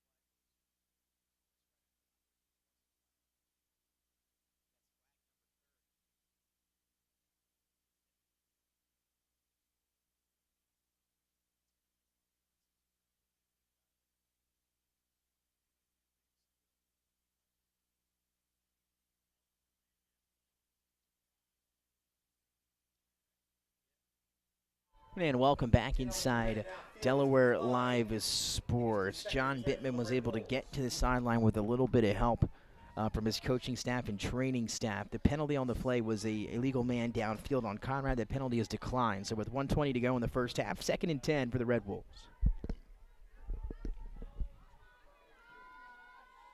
Double slot for Welsh. Deep motion to trips. They fake the screen. Going to try to the arc route here. Was looking for Terranova again. And they shoulder faked it here to Negron. They tried to set up the fake screen and then take a shot down the sideline, just unable to come to fruition. Remember, Brandywine will get the ball, I believe, to start the second half. Might be able to get the ball back here with a little time. Make it a 2-for-1, as the Mark Sumoff would say. 2-for-1 if they hurry. 12 of 21 for Welsh here in the first half. Man, do I miss that guy, Mark Sumoff. I do too. And so here we go. 3rd down, 1:14 to go in the half. Conrad looking to get something going to see if they can put some points on the board before the teams head to the locker room. Once again, Welsh under pressure, steps up looking for Mellon, a little bit behind him. Almost would have been a nice catch. It was catchable, but not the best ball from Welsh. Today it falls incomplete. They got a decision to make. They're going to punt. Got to, yeah, you definitely have to here. That's the one way Brandywine hasn't scored yet. A defensive touchdown either, right? Well, they can No, thank they had you. a pick six. They can thank you, No, Mike. they never had a pick six. No, when they returned this They had a punt. rush. Kickoff return. Yeah, they had a rush, a pass. And a kickoff return for Drummond. Yeah, he scored 3 and kickoff return and the other one. So, Yep. so they have not scored with the punt Doesn't look return like yet. it's going to be Drummond back this time, though. Drummond's going to be out here on the gunner. And it looks like Taylor, who returned one that was called back earlier in the game, will get another shot here. Ooh, he's had some acrobatics back there. Don't believe we'll have a return on this one, as it's going to be downed at the Brandywine 45. So the Bulldog offense with 1:09. It took them one play, 10 seconds, and 78 yards on the last drive. They'll have 1:06 to work with here with a 28-6 lead, Yeah, and we're still just in the second. And that's what I said, and then they get the ball to start the second half. They're going for it. Yep. They're going for it here. Over an hour and a half first half here from Conrad. I think we just set a record, our first stream ever at Conrad, and the longest first half in the history of Delaware high school sports. That's right. So we'll see what Coach Mays and the Bulldogs decide to do here. Short time, but the offense has been quick hitting. And that's what happens when you have a lot of passing. Your clock stops. That's right. Penalties. And penalties. And a couple of injuries. And the illegal and the substitutions. That's right. It's a recipe for time. So pistol look for Brandywine on first down. Play action, or no, they'll hand it off, does Beauperon, into the hands. A flag. And that's of the going to be running another back. flag there, maybe. So 2 flags as Amori Johnson does pick up 10. Tell you what, there's been a lot of dirty laundry today. I thought the tackle was quite a bit out of bounds, but no call there. We might have to get down there and take those flags. You said after the lightning delay we had no media timeouts. None, that's right. Well, I think the second half, no yellow flags. Staying loose, going to stand up here, stretch out a little bit. 59 seconds, we're finally under a minute to go here in the half as the officials will walk back the penalty on the Bulldogs. Yeah, AD Pat Williamson's been here all day. Probably been here since 5 a.m. He's going to have to come up and take over here in the second half. I was here the other day to watch play-by-play. Watch a little volleyball. That went 5 sets, so Pat's had a couple of long days this week. So second down and long after the penalty. It's a screen to Kassir Williams, and he's going to be wrapped up and taken down by Jacob Berry, one of the senior captains for the Red Wolves. Minimal gain on the play. Call second 13. Third 13, excuse me. I can still see Brandywine going for broke here. You got nothing to lose here on the Exactly third right. down play. I mean, your clock's ticking right now. You don't have to hike it till a certain time. Go for the home run, and if you do not, you leave Conrad. I mean, No Beauperon's been pretty accurate.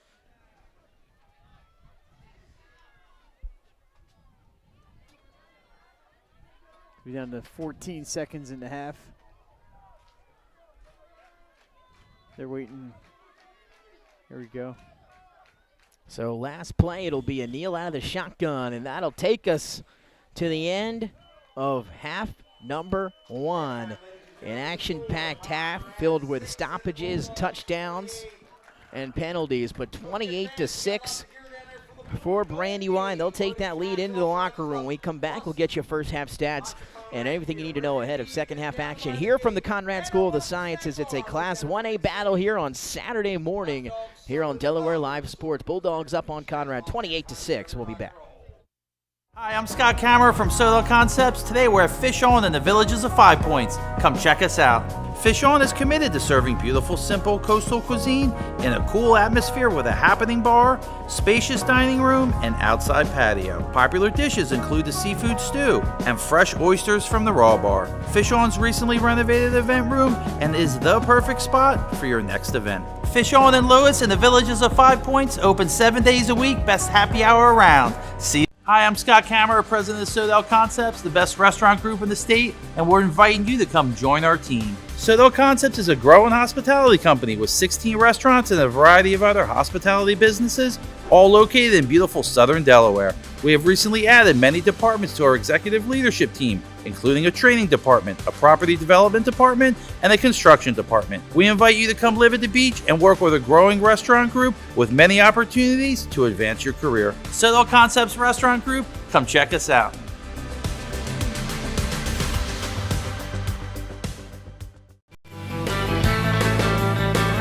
Welcome to Surf Bagel. Surf Bagel has served the community in Delaware for over 20 years, providing fresh, hot bagels, breakfast sandwiches, lunch sandwiches, wraps, salads, local coffee and smoothies, and our iconic merch. Welcome to Surf Bagel. We're stoked to serve you. Welcome to Surf Bagel. Hi, I'm Scott Kammerer from Sodell Concepts. Today we're at Lupo Italian Kitchen in downtown Rehoboth Beach. Come check us out.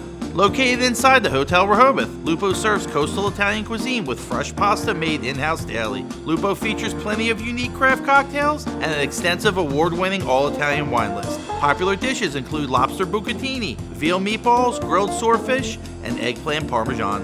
Lupo Italian Kitchen on Rehoboth Avenue, serving happy hour daily and dinner 7 days a week. See you soon. The things that matter most happen right in our own backyard. Our neighbors, our schools, the places we go, and the people we know. And now there's one news outlet where our story is told. Delaware Live. Locally owned community-based news. Free to every reader, because Delaware's future belongs to all of us. Quality journalism we can trust to help us take on the day. Delaware Live. Our state, our news, our home.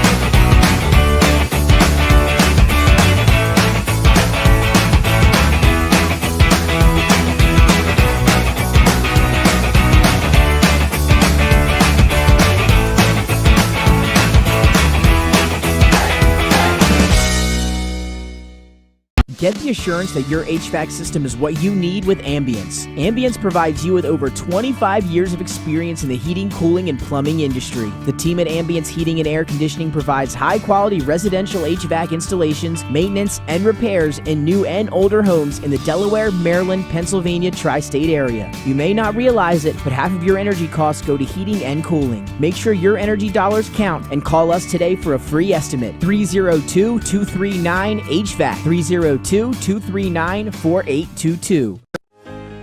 Welcome to Premier Physical Therapy and Sports Performance. We're a locally owned outpatient physical therapy practice with convenient locations in all 3 counties in Delaware. At Premier, we have experienced physical therapists with advanced credentials, but their hospitality, passion, and enthusiasm is what makes the difference for you. Find our convenient locations at premierptsp.com. You may have tried physical therapy, but have you tried Premier?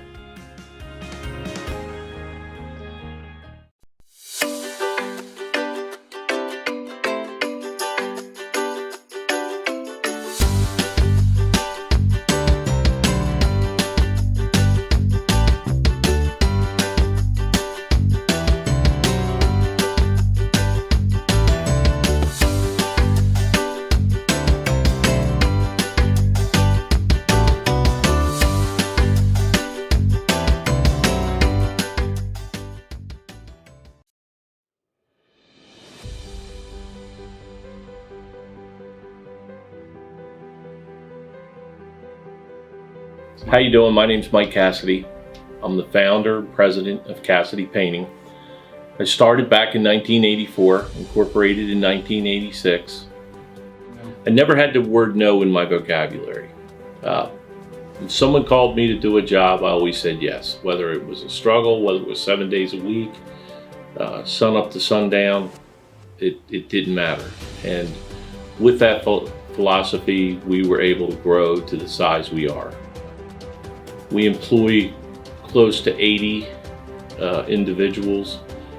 We really enjoy being in the family business. I look forward to coming to work every day, and it's so nice to work with the people that we work with in the office.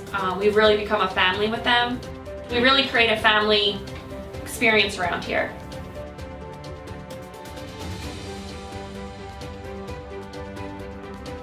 And Cassidy Painting is a very diversified company. We don't say no to anything. We deal with everything from epoxy floors to painting buildings to spray foam insulation, spray fireproofing. If it deals with a coating, we can handle it. So when our customers call and they're under the gun and they know the need to get a job done, they know who to call because we perform. We've always been performed. We've never been replaced out of 37 years of business. For any of your painting needs, we can handle it.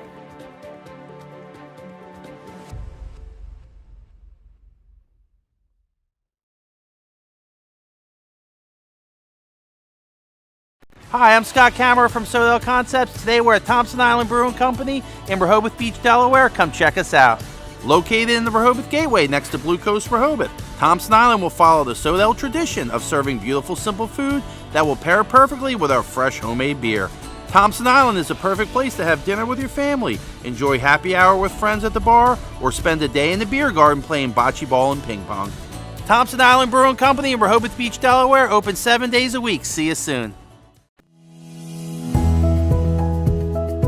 First State Orthopedics has 46 physicians and 22 physician's assistants at 16 locations across the state of Delaware. We provide both surgical and non-surgical treatment for a variety of orthopedic conditions, are specially trained in current state-of-the-art techniques. We serve as team physicians for over 20 high schools, Wilmington University, and many local recreational and competitive leagues. Our doctors are readily available to all local emergency departments, medical aid units, and urgent care centers for consultation and treatment. Give us a call today at 302-731-2888 or visit us online at firststateortho.com.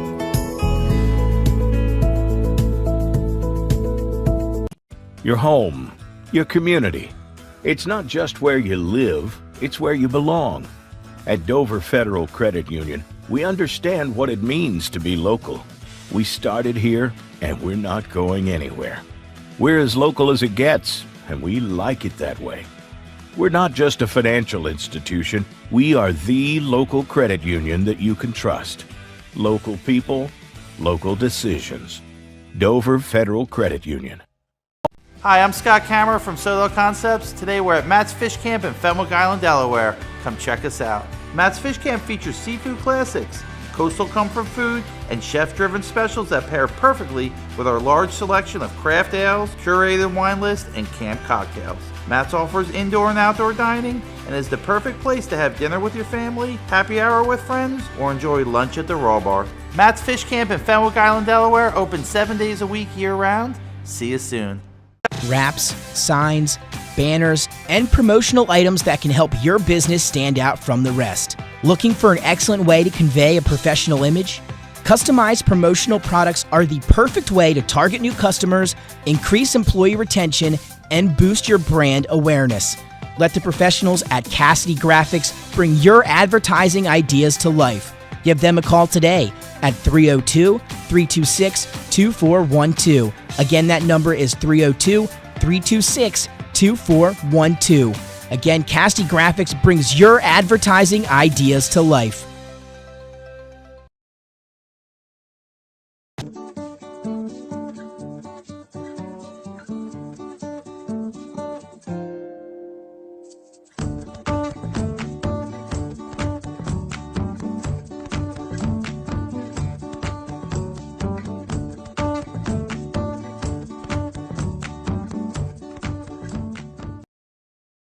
I would always pass by Ferris on Kirkwood Highway, so I knew that they existed. We stopped in the showroom. We just clicked, like from day one. They did a total kitchen renovation for us. Ferris was so organized. They were on top of everything from day one.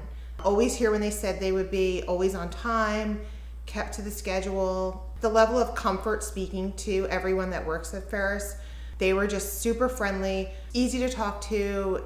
It was like they were friends, not, people coming to work on our kitchen. The room is totally transformed from what it used to look like.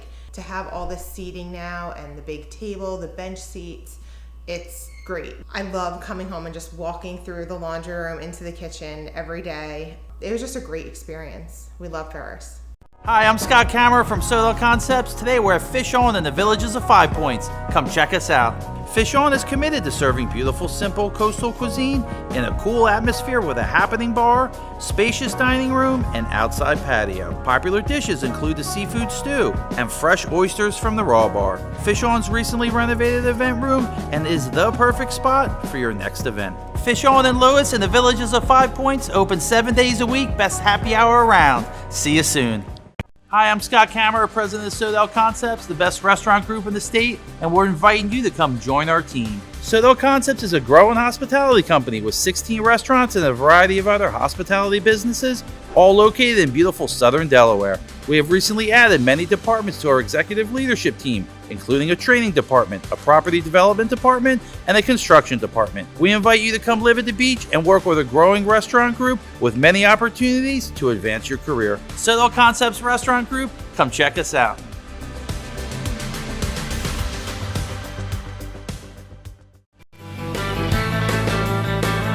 Welcome to Surf Bagel.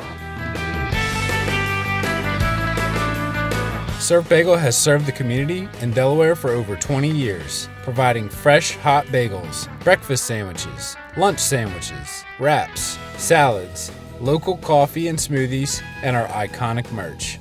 Welcome to Surf Bagel. We're stoked to serve you. Welcome to Surf Bagel.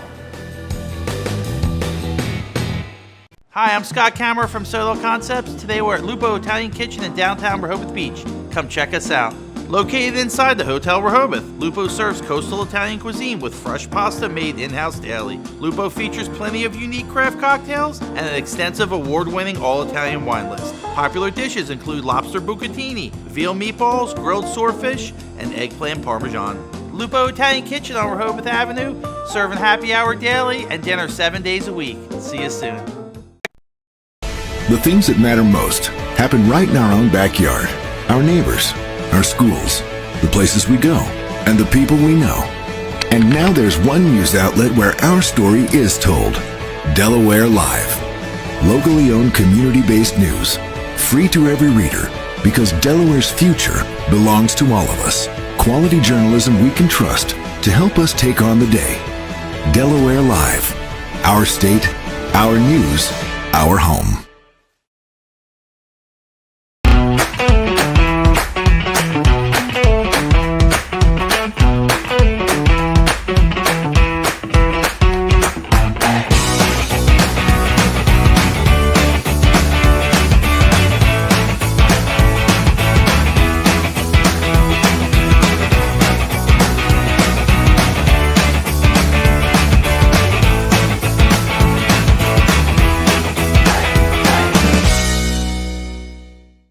Get the assurance that your HVAC system is what you need with Ambience. Ambience provides you with over 25 years of experience in the heating, cooling, and plumbing industry. The team at Ambience Heating and Air Conditioning provides high-quality residential HVAC installations, maintenance, and repairs in new and older homes in the Delaware, Maryland, Pennsylvania tri-state area. You may not realize it, but half of your energy costs go to heating and cooling. Make sure your energy dollars count and call us today for a free estimate. 302-239-HVAC. 302-239-4822. Welcome to Premier Physical Therapy and Sports Performance. We're a locally owned outpatient physical therapy practice with convenient locations in all 3 counties in Delaware. At Premier, we have experienced physical therapists with advanced credentials, but their hospitality, passion, and enthusiasm is what makes the difference for you. Find our convenient locations at premierptsp.com. You may have tried physical therapy. But have you tried Premier?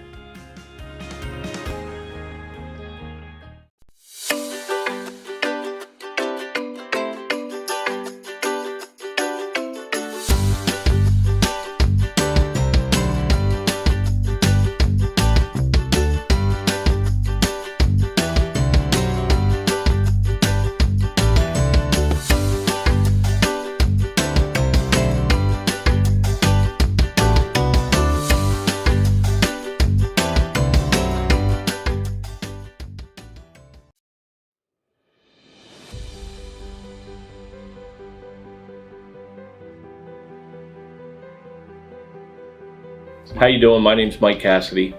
I'm the founder and president of Cassidy Painting. I started back in 1984, incorporated in 1986. I never had the word no in my vocabulary. If someone called me to do a job, I always said yes, whether it was a struggle, whether it was 7 days a week, sun up to sundown, it didn't matter. And with that philosophy, we were able to grow to the size we are. We employ close to 80 individuals. We really enjoy being in the family business. I look forward to coming to work every day, and it's so nice to work with the people that we work with in the office. We've really become a family with them. We really create a family experience around here.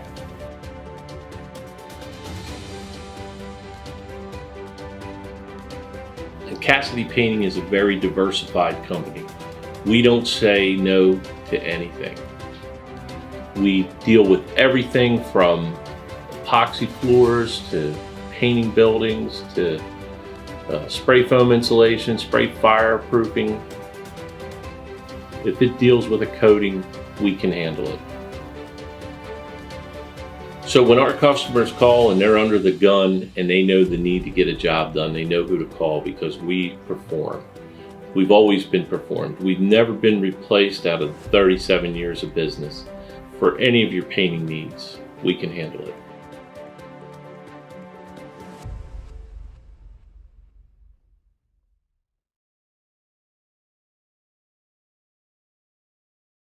Hi, I'm Scott Kammerer from Soto Concepts. Today we're at Thompson Island Brewing Company in Rehoboth Beach, Delaware. Come check us out. Located in the Rehoboth Gateway next to Blue Coast Rehoboth. Thompson Island will follow. And welcome back inside Delaware Live Sports. Moments away from getting the second half underway as we welcome you back into the Conrad School of the Sciences. Nick Allison journey alongside Jason Winchell and Mike Lang. A long first half here at Conrad, probably the longest first half that we have seen in our tenure here covering games, which goes back some years. But it was an action-packed first half with Brandywine jumping out to a 28-6 lead.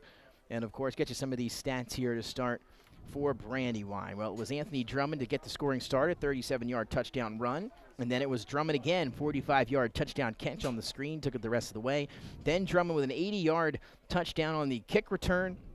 And then Williams with a 78-yard touchdown catch from Beau Perrant as we ended the first half. So Kassir Williams with a touchdown. Drummond, he's got the hat trick with 3 in half number 1. For the Conrad Red Wolves, the home team, Gabe Welsh, using that arm in the first half. He finished 12 of 22 for 171 yards, a touchdown, and an interception. Offensively, his number 1 target, Cale Mellon, he, of course, had 76 yards in a touchdown on 5 catches. So that is most of the extent. David Spencer, the freshman, did have 51 yards in the first half as well, but nothing on the ground for the Red Wolves. 4 carries for Coleman for 5 total yards. You mentioned long first half. We had all the recipes there for it. A lot of passing, a lot of flags, and so that equals a long first half. But, when you can't get that ground game going like Conrad, you have to throw the ball more.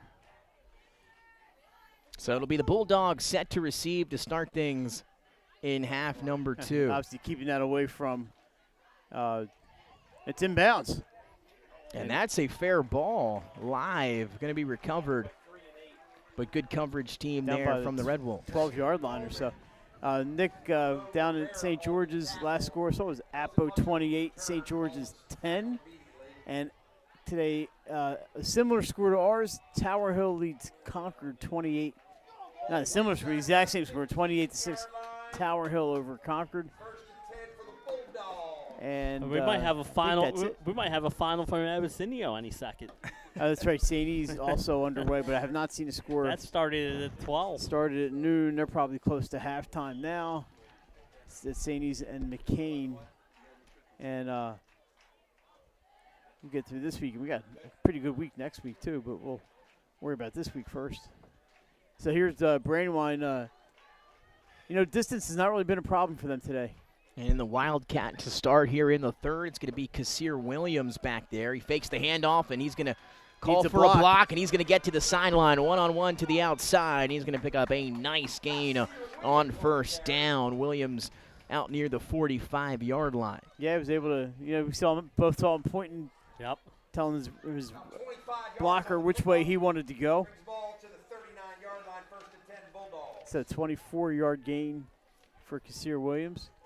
He's had a few more that have been called back on penalties. That officially, I believe, is his second carry, and he's got 32 yards on those 2 carries. There's no way they can have as many penalties, right? No way, please. I don't want to even. I don't know. Don't want to jinx it. Handoff here on first down. And no gain on that one, but yeah, I'm not. I'm just gonna let it play out. Yeah. Yeah, absolutely.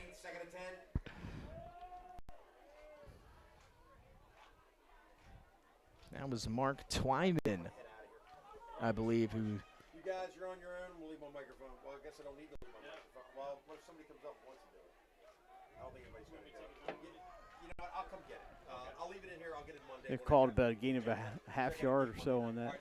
So 2nd and 10. Nice seeing you guys, man. Pleasure. Great job. Have a good one. Taking a shot deep, and he's got a man. That hat pass is hauled in from Beauperant, and now trying to make something happen is Michael Henry, the sophomore. He's inside the red zone and deep into Conrad territory at around the 15. And the Brandywine offense continues to hum here.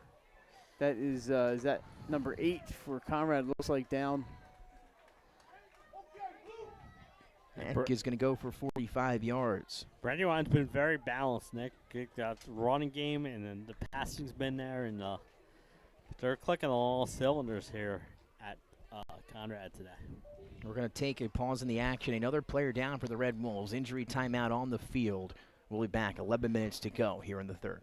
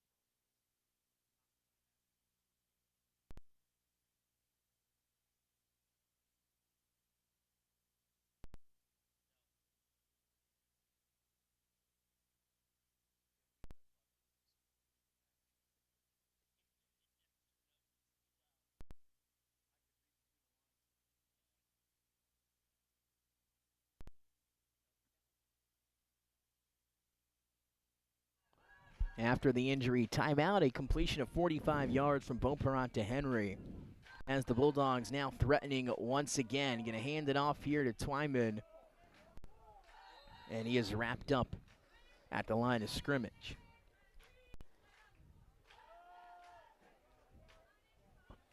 Just like Brandywine, that's they're doing things well. It's just it doesn't seem like it should be. I mean, they're hitting the big plays, right? They're hitting big chunks at a time. I've just been really impressed with their, like you said, Mike. It's offense has been big plays, and they also have made the plays on the defensive end, and they got to score special team wise. Yeah, I mean. And there is a player on the Conrad sideline with the pads off and ice on the shoulder. This is a pass here from Beauperant. Has a man inside the 10. Breaking a tackle is Zahir McNair. And McNair is dropped inside the 5. He'll set up 1st and goal. Is that 70? I can't tell the jersey number, so I don't want to speculate. Yeah, I think it's Michael Saylor who is down, who has not suited his pads. He's sitting on a water cooler on the left. There's here another on the one near here sideline behind the coolers, also with his jersey off. So Saylor would be a big loss. He's got starting safety. He's got ice on his left shoulder, Saylor. Two-way player, so he'll be out, it looks like, the rest of the way. I can't see the other number. It looks like they're down 2 players. So Brandywine first and goal. Hands off to Taylor. Taylor trying to find the edge, and he does. He walks into the end zone. A touchdown for Peyton Taylor, his first tonight, and Brandywine adding on here in the third quarter. He was just watching this kid play today. You know, he was like, I want one. He's watching his buddies go up and down the field, and he had the punt return. That's that right, was called back. You know, he was just itching to get in there. And then Cleghorn, this kid's got himself a leg, man. I'll tell you what. And getting to use it a lot today as well. That house might be in danger. He gets a hold of one. He hit that fence, right, Mike? Earlier Hit the fence in the air, yeah. That's a little bit shorter. He took something off that one. That one skids to a stop on the track back there. Well, the kick is up and good. And just like that, 35-6, 9:12 remaining here in the third quarter. We're going to take a break. We'll be right back.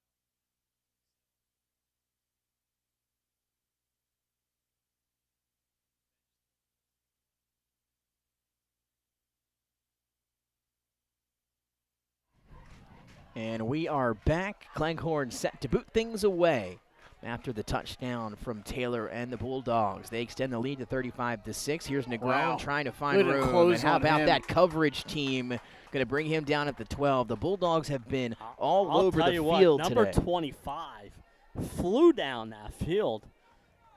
They like triangulated on him, you know. He just had nowhere to go. It's Dylan Walker, the sophomore. He's got the beautiful hair. Helps him glide through the wind. It's like Jason's hair used to flow. If my hair was ever longer than a buzz cut, something was wrong. Now I'm just old and gray. Now we'll see what the Conrad offense does here. First drive of the second half, I believe. Yeah, and you see, like you say, they're just missing some pieces here. Whole game's kind of flowing together at this point. 9:03 in the third. Welsh in the shotgun. Trips to the top of the formation. Gonna hand it off up the middle. No running room that time for Lucas Smith. Hey, this defense is just going to keep Brandywine in a lot of games this year and give them a chance to win. I've been so impressed. This is the second week in a row I've seen them, and they've given up a total of 8 points, and 2 of those were a result of a bad snap by Brandywine out of the end zone. I remember one thing, you know, they opened the season playing Laurel. That's tough. One of the better 2A teams. Yeah. And you go up there and go down there and play, and then you had Concord last week. This is the first team with their own class. So I think the statement was to come out and see if they could get stuff going, and they have. A handoff here to Coleman. That thing's down. But you got to jump on the ball. Don't blame the players for jumping on the ball. I believe he was down before the ball came blew loose. Him down. Looks like it's going to be a third and about 2 gonna walk or it back 3. quite a bit there. We'll call it a long 2 here. So Coleman's largest run of the evening. Third and a Mike Lang 2, which is a little longer than the normal 2. So let's see. Third down from their own 24. Motion to trips. And the cadence drew the penalty offside coming up front against the Bulldogs. Yeah, it'd be a first down. So little Brandywine, by the way, has not played at home yet. No. But they have 3 straight coming up, starting Friday night with 2A Friends again. Wilmington Friends, followed by ECHS, and then Indian River, they've got themselves a nice little rivalry because they're in that district, Jay. They've had some barn burners with IR the last couple of years. Yeah, they played twice last year, Mike, and I think you said it was. I think the game down there was the regular season game was. Yeah. I think back and forth. And even the playoff game, they only lost, I think, 10-0. Welsh out of the gun, looking to throw. Here comes the pressure, and that ball incomplete. Conrad will be at St. Andrews next Saturday morning before hosting Odessa on the 5th. So, St. Andrews is one of those teams. We don't really know these kids as well, and sometimes they're a mystery.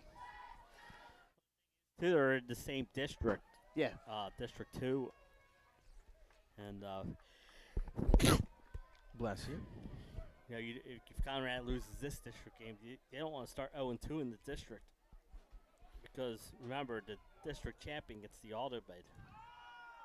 I will say this. Hold on, after this play. Nice throw from Welsh. Gets it to his guy, the freshman Davis Prince. Kept him in bounds. I was going to say he went out. Or first down, okay. At the 40.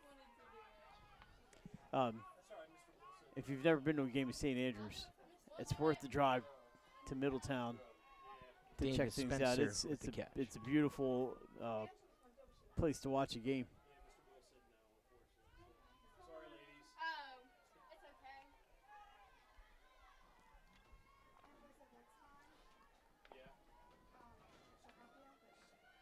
A little slow developing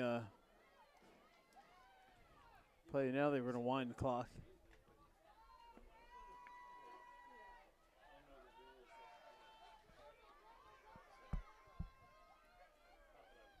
Oh, 1st and 10 now for Conrad. Shoot in motion. They're going to fire it out to Negron, and he unable to hold on to it. Closing coverage provided on the far side by Henry. You mentioned Welsh's right arm getting a workout today. That's right. I like I mentioned earlier, the connection with Mellon. Let's see them take a few shots with Kel Mellon. Now, obviously, Brandywine's going to be looking for that, but at this point, I would maybe take a couple shots with Mellon.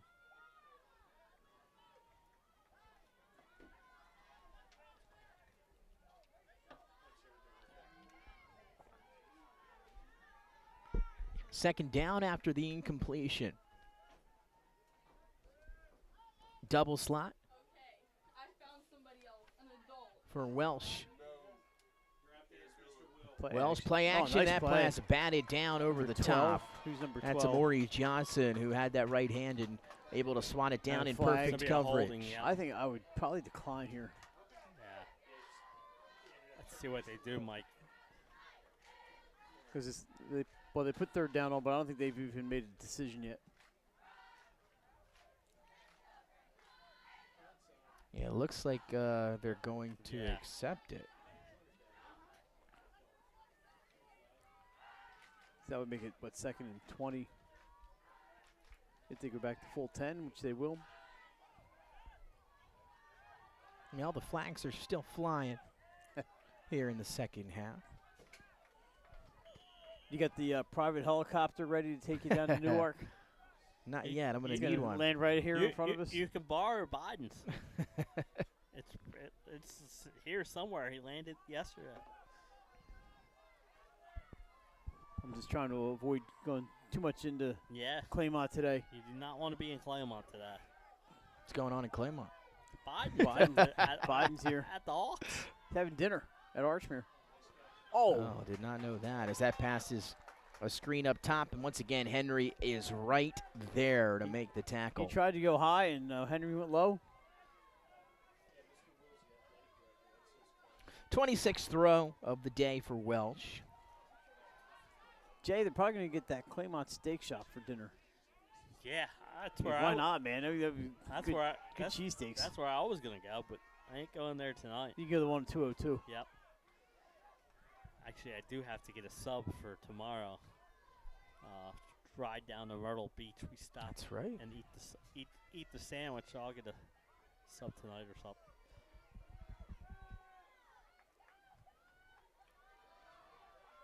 Welsh. Jump pass over the top, and that one's intercepted. Stepping in front of it is Kassir Williams, and then Williams is stripped of the football, able to hop back on it, but a turnover for Conrad, an interception. Another player down for the Red Wolves. And once again, a big play from the Brandywine Bulldog. He's back. I think he was that was number 54 for Conrad, who stripped that ball from was that Williams that made that nice interception, a little hop. Reading the quarterback's eyes and made a perfect jump on the football. That's what you have to do is the safety. I mean, a third and 20, whatever it was. Your options are limited, right? So the defensive backfield knows what's coming. Absolutely, Mike. You hit it, and he played safety. He waited for the quarterbacks to throw the ball, and then made a jump on it. He was out there like Johan Rojas waiting. How about those Phillies back in the playoffs? There we go. Yeah, now we got to win a division Red next. October. As the manager said last night, it's hard to be in the playoffs 3 straight years. Yeah. Only the third time in Phillies history. Yes. And that's been a long history. Yeah, it has. But it's all been since I've been alive, right? 76, 77, 78. And what is this now here on the field? Another uniform? No. Yeah. Some kind of. Must be a uniform. Infraction. That's I'm usually. They're actually marking off the penalty. So I'm very usually good. My grandpa was official for 50 years, but I didn't see this one. He went like this. Yeah, it's a legal substitution. Illegal substitution. Jay, thank you very much. That's a number I don't know we've seen yet. That's right. Zaire Jackson had some carries early on in the game, a few screen passes as well. He'll take this carry for about a yard. Good job by Conrad. Bunch up about 4 guys in on that tackle. 76, 77, 78, right? And then the 5 straight with the about 15 years ago, right, with that team. And then now the last 3 years. So all been in the last 50 years. Another player down. It's a Bulldog. We're going to step aside. We'll be right back.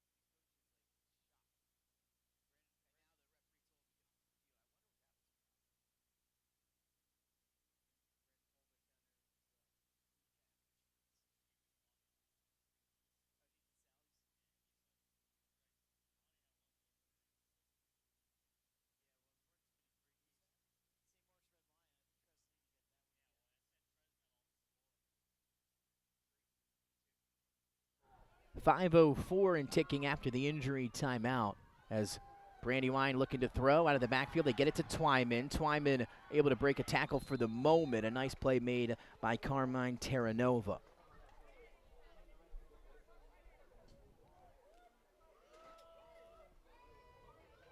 So 3rd and inches coming up for the Bulldogs deep in Red Wolf territory. Back in the red zone is Brandywine. Of course, they've scored 5 touchdowns today. 2 on the ground, 2 through the air, and a kick return.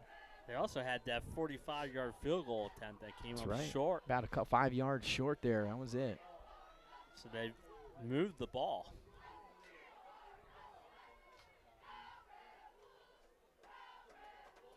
They decide drumming 4 more touchdown passes today. Ooh, shocker. Yeah. If you guys want to come onto my fan club, you're more than welcome. I only had to see him once and I was there. I've started it. It's official. Beauperant will hand off here on 1st down. More flags that come a-flying as Amori Johnson. More dirty laundry. Takes it inside. Will await the call. I anticipate it will be a hold. I'm with you. I think it was right in that holding territory. Let's see.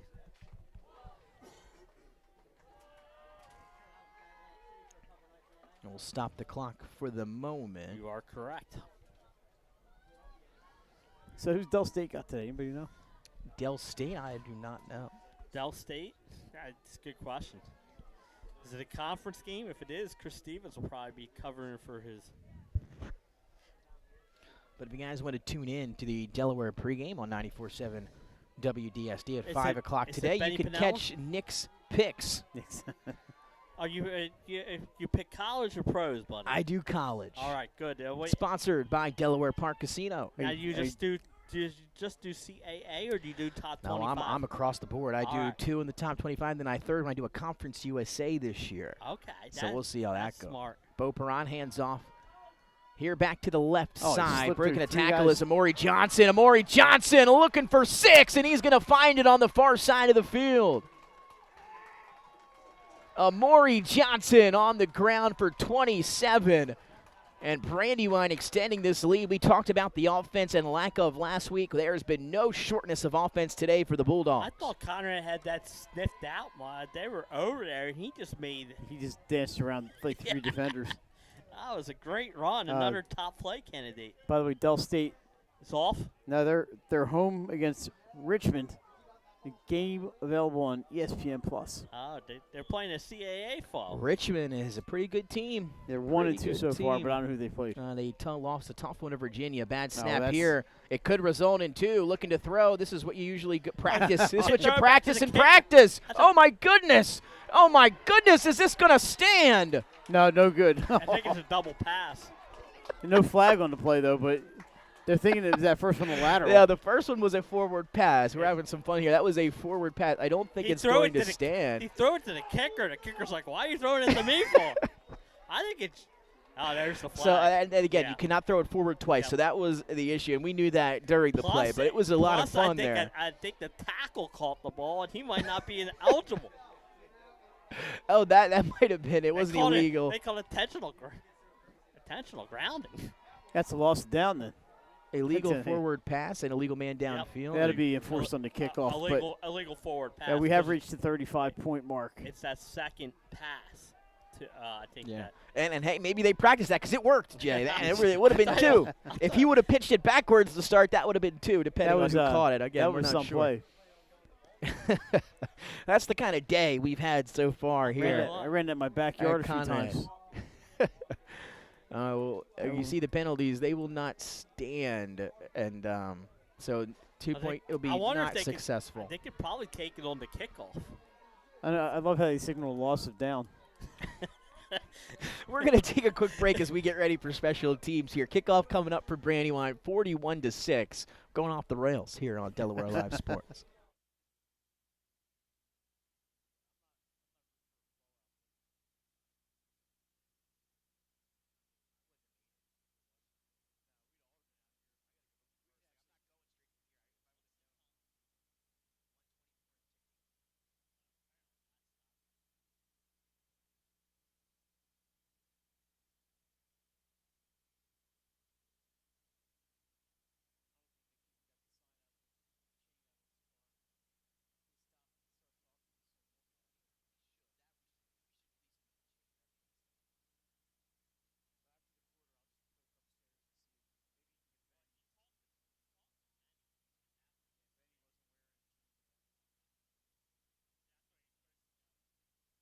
He got short-circuited. And we are back. Kickoff underway. We now have a running clock after the Amori Johnson 27-yard touchdown run. So 42 seconds and ticking. We'll see if the Red Wolves get a playoff here in the third And quarter. That's what you got to worry about now.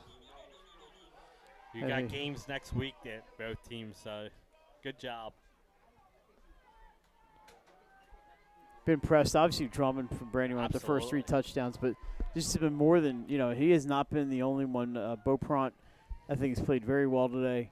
And a bunch of the running backs, they've been have escapability, Balanced offense. Williams, a couple long runs. Did you say Taylor, right, number 3? That's right. And again, Conrad dealing with even a few more injuries in this game. They've been without a few starters here during the progression of this one against Brandywine. That'll take us to the end of the third quarter. We're through 3 here at Conrad between the Bulldogs and the Red Wolves on Delaware Live Sports. 41-6. It's been all Brandywine so far today. A quarter of action left here in Saturday afternoon football. We'll be right back. The things that matter most happen right in our own backyard. Our neighbors, our schools, the places we go, and the people we know. And now there's one news outlet where our story is told. Delaware Live. Locally owned, community-based news. Free to every reader, because Delaware's future belongs to all of us. Quality journalism we can trust to help us take on the day. Delaware Live. Our state, our news, our home. The things that matter most happen right in our own backyard. Our neighbors, our schools, the places we go, and the people we know. And now there's one news outlet where our story is told. Delaware Live. Locally owned, community-based news. Free to every reader, because Delaware's future belongs to all of us. Quality journalism we can trust to help us take on. And welcome back inside Delaware Live Sports. Nick Allison-Drini alongside Mike Lang and Jason Winchell. Nick Halliday on top of the press box on a beautiful Saturday early afternoon. Partly cloudy, but the perfect temperature here for some football. I'd say we got about 12 minutes left. That's right, running clock so far, unless Conrad able to find the end zone here. Have shown some flashes here offensively. Let's see if they can put it together. And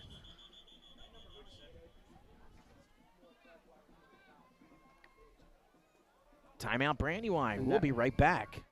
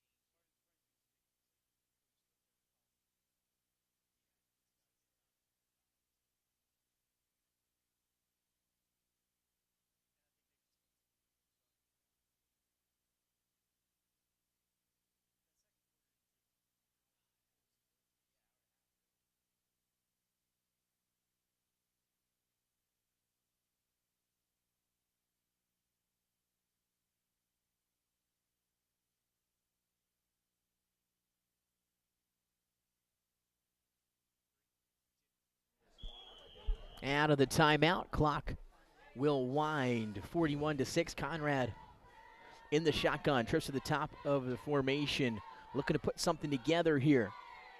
The throw is out to shoot, who makes the catch, breaks a few tackles. Ooh. How about a few more? Yeah, that's a nice play. And broke about half of the defenders' tackles out there, picks up around 9.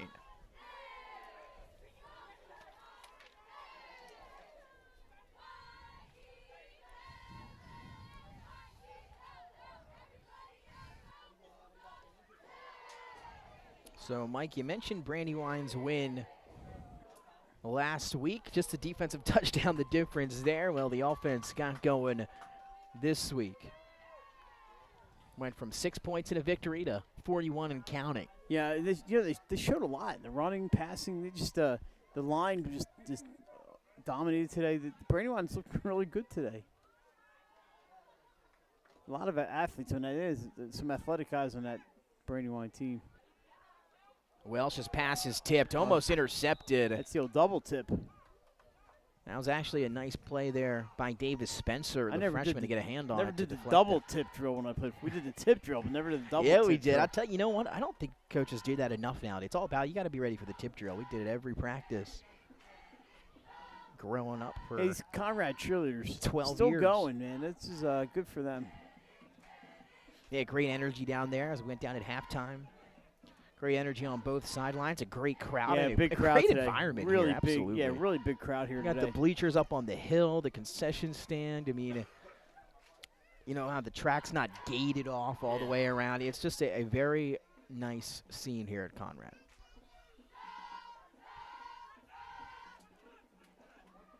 You know, and I know the Red Bulls are going to be disappointed with the ending today, but, you know, it's a long season. It's one game. Get a chance to turn things around next week at St. Andrews. Timeout on the field. We'll be right back.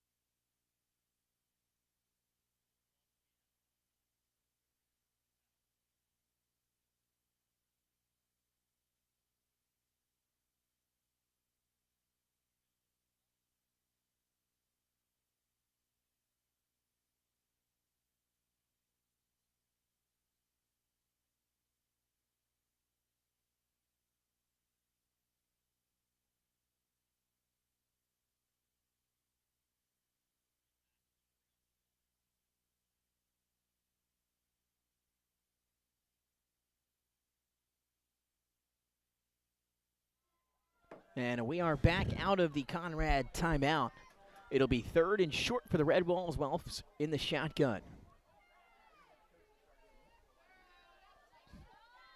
9:32 to go in this one. It'll be a handoff to Coleman. He's going to try to get to the sticks, and it's going to be another TFL tackle for loss for that Bulldogs defensive front.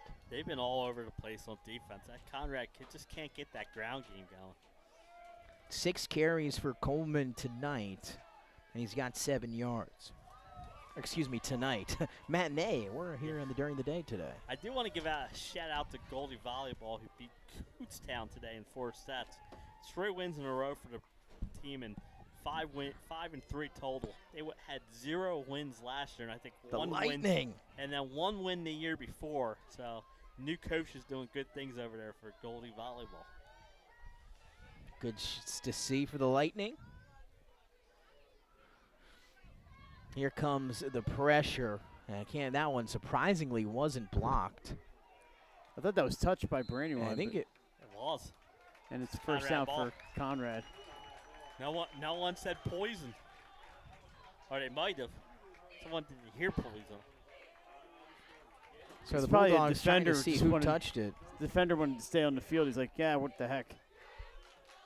But how did he get that punt off again? I mean, it's been like that every time. The first 4 snaps were low. That one was high. Looked like the Sally's punter last night. He was trying to jumping up to catch every snap. Well, it sounds like he got plenty of action. Oh, he did. That was Sally's had with 3 points. 8 first downs total, 5 on their first drive, 3 from the 10-minute mark on in the first quarter, the rest of the game, and only 1 in the second half. What now? We're going to take another break. We'll see you in a few.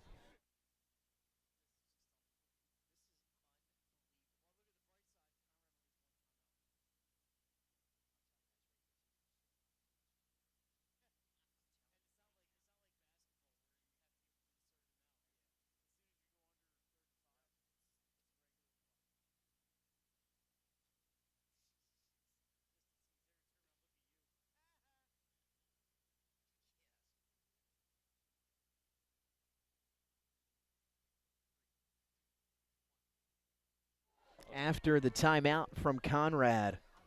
How much time is 7:56 is on the clock. Geez, I'm way under that. In my head, we are too.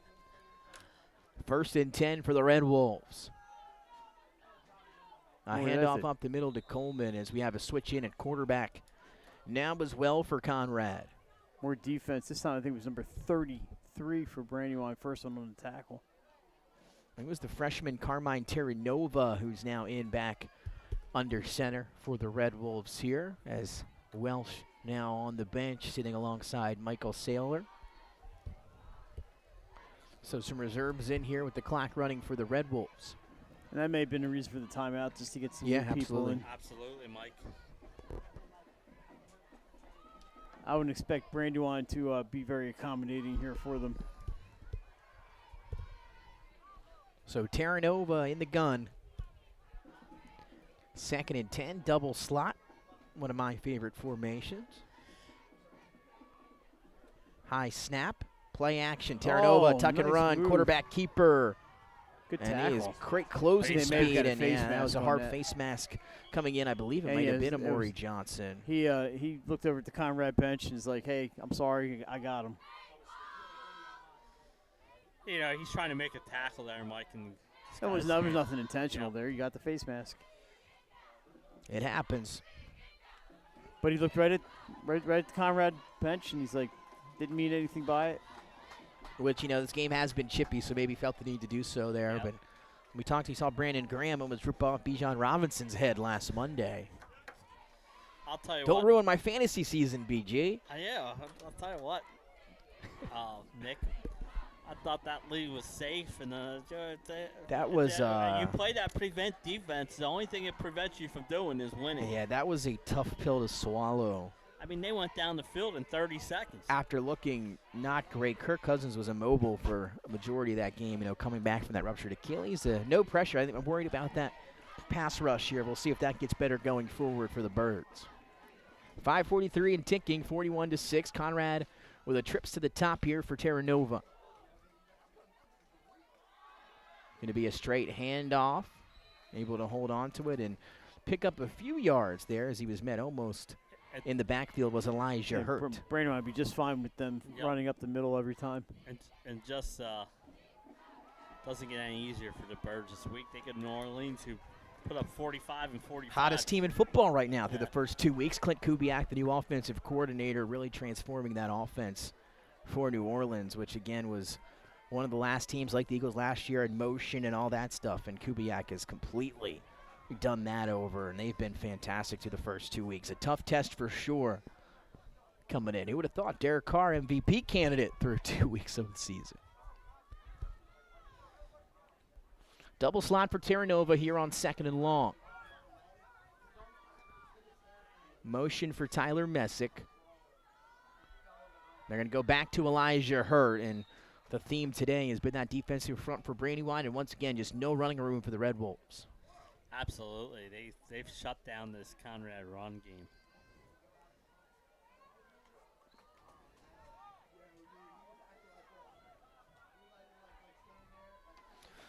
.419 and ticking with that running clock here as Conrad is able to put points on the board that will stop the running clock.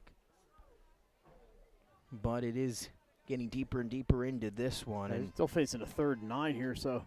Yeah, and again, on paper coming in was projected to be an absolute battle here today, but it was all Brandywine who played a very good football game in all facets.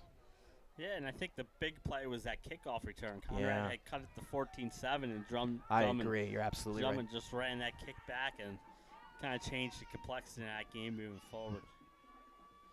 3rd and 10. Terranova fakes it to Hurt. He's got running room. Carmine Terranova breaks a tackle, staying in bounds, and finally pushed down around the 3-yard line. He does a good job Bulldogs hiding. kind of laying off a little bit there defensively, playing some of that prevent defense you were talking about, Jay. Terranova does a good job hiding that ball. Yes, he You does. have not seen Brandywine fooled much at all today on defense. By far the longest carry of the afternoon for the Red Wolves, coming with 3 minutes to go here in the 4th quarter, but it belongs to Carmine Terranova, the freshman. Looks like he went out around the 5-yard line. Taking a while to get that play in from the sideline. New quarterback, though. You know, Gabe Welch gets pretty much all of the reps. 2:43 and ticking. Double slot once again. I would imagine a handoff here or another quarterback keeper. Motion from right to left. Go back to Elijah Hurt, and he is hit hard as a flag comes flying. I had a feeling we might get one more before the conclusion. That was a great tackle, though. How about that? He came flying out, I believe, either from linebacker or the secondary.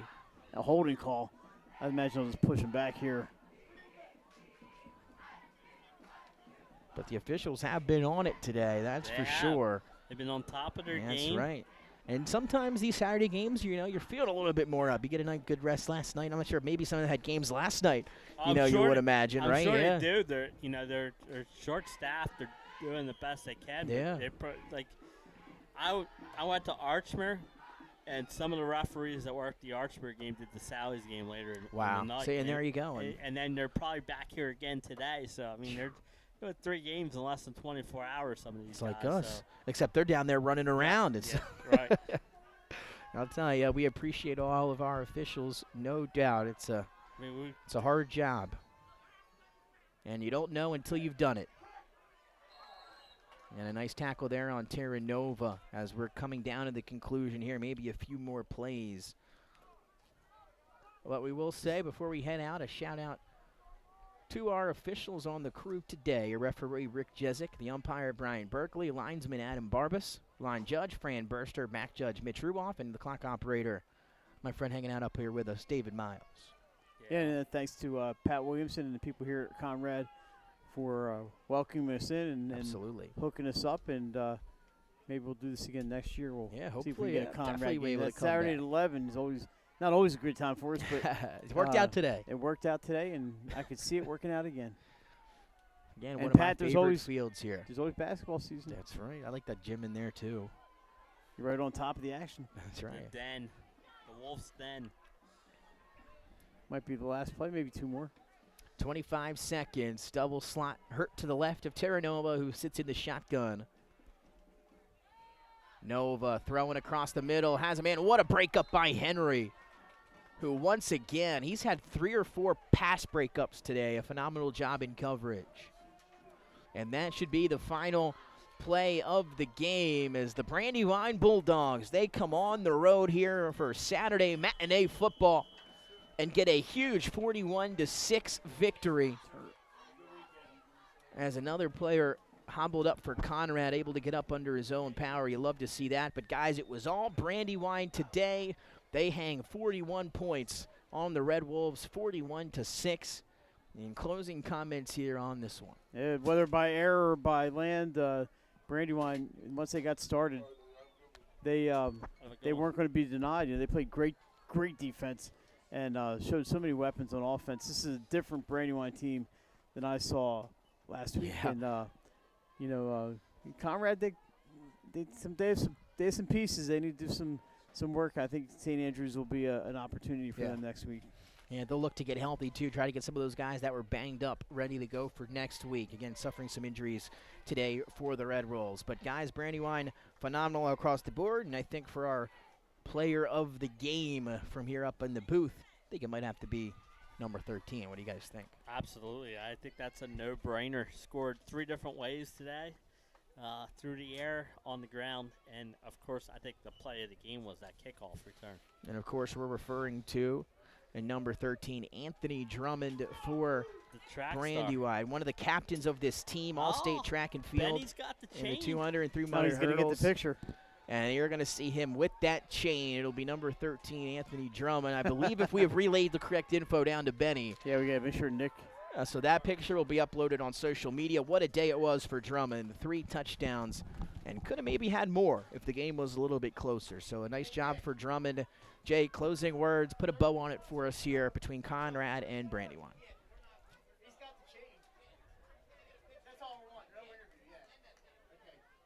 So, yeah, first of all, kudos to both these teams in Class 1A. Get back into that district play this week. And to Brandywine, credit them. Mike saw them last week. They couldn't get the offense going against Concord. They got it going today. And you see Drummond there getting the cheers with the team. And the one thing I will say is, they're excited for the young man. Absolutely. And my worst part is, no, you can't keep it. That's the big issue, right? I would want to keep it, too. I really would. I definitely would, too. I mean, that thing is probably the best property that we Oh, have. no doubt. So I maybe have to get one. Maybe we'll get a cheaper one to hand out, but that is a nice one. Look at a cowboy hat down there on Drummond. That'll do it for us here in the press box. Mike Lang, Jason Winchell, Nick Allison Jr., Nick Halliday. What a game for Drummond. You see him at midfield taking picks. What a game for Brandywine. 41-6. The Bulldogs with a big victory on the road. We'll see you next week.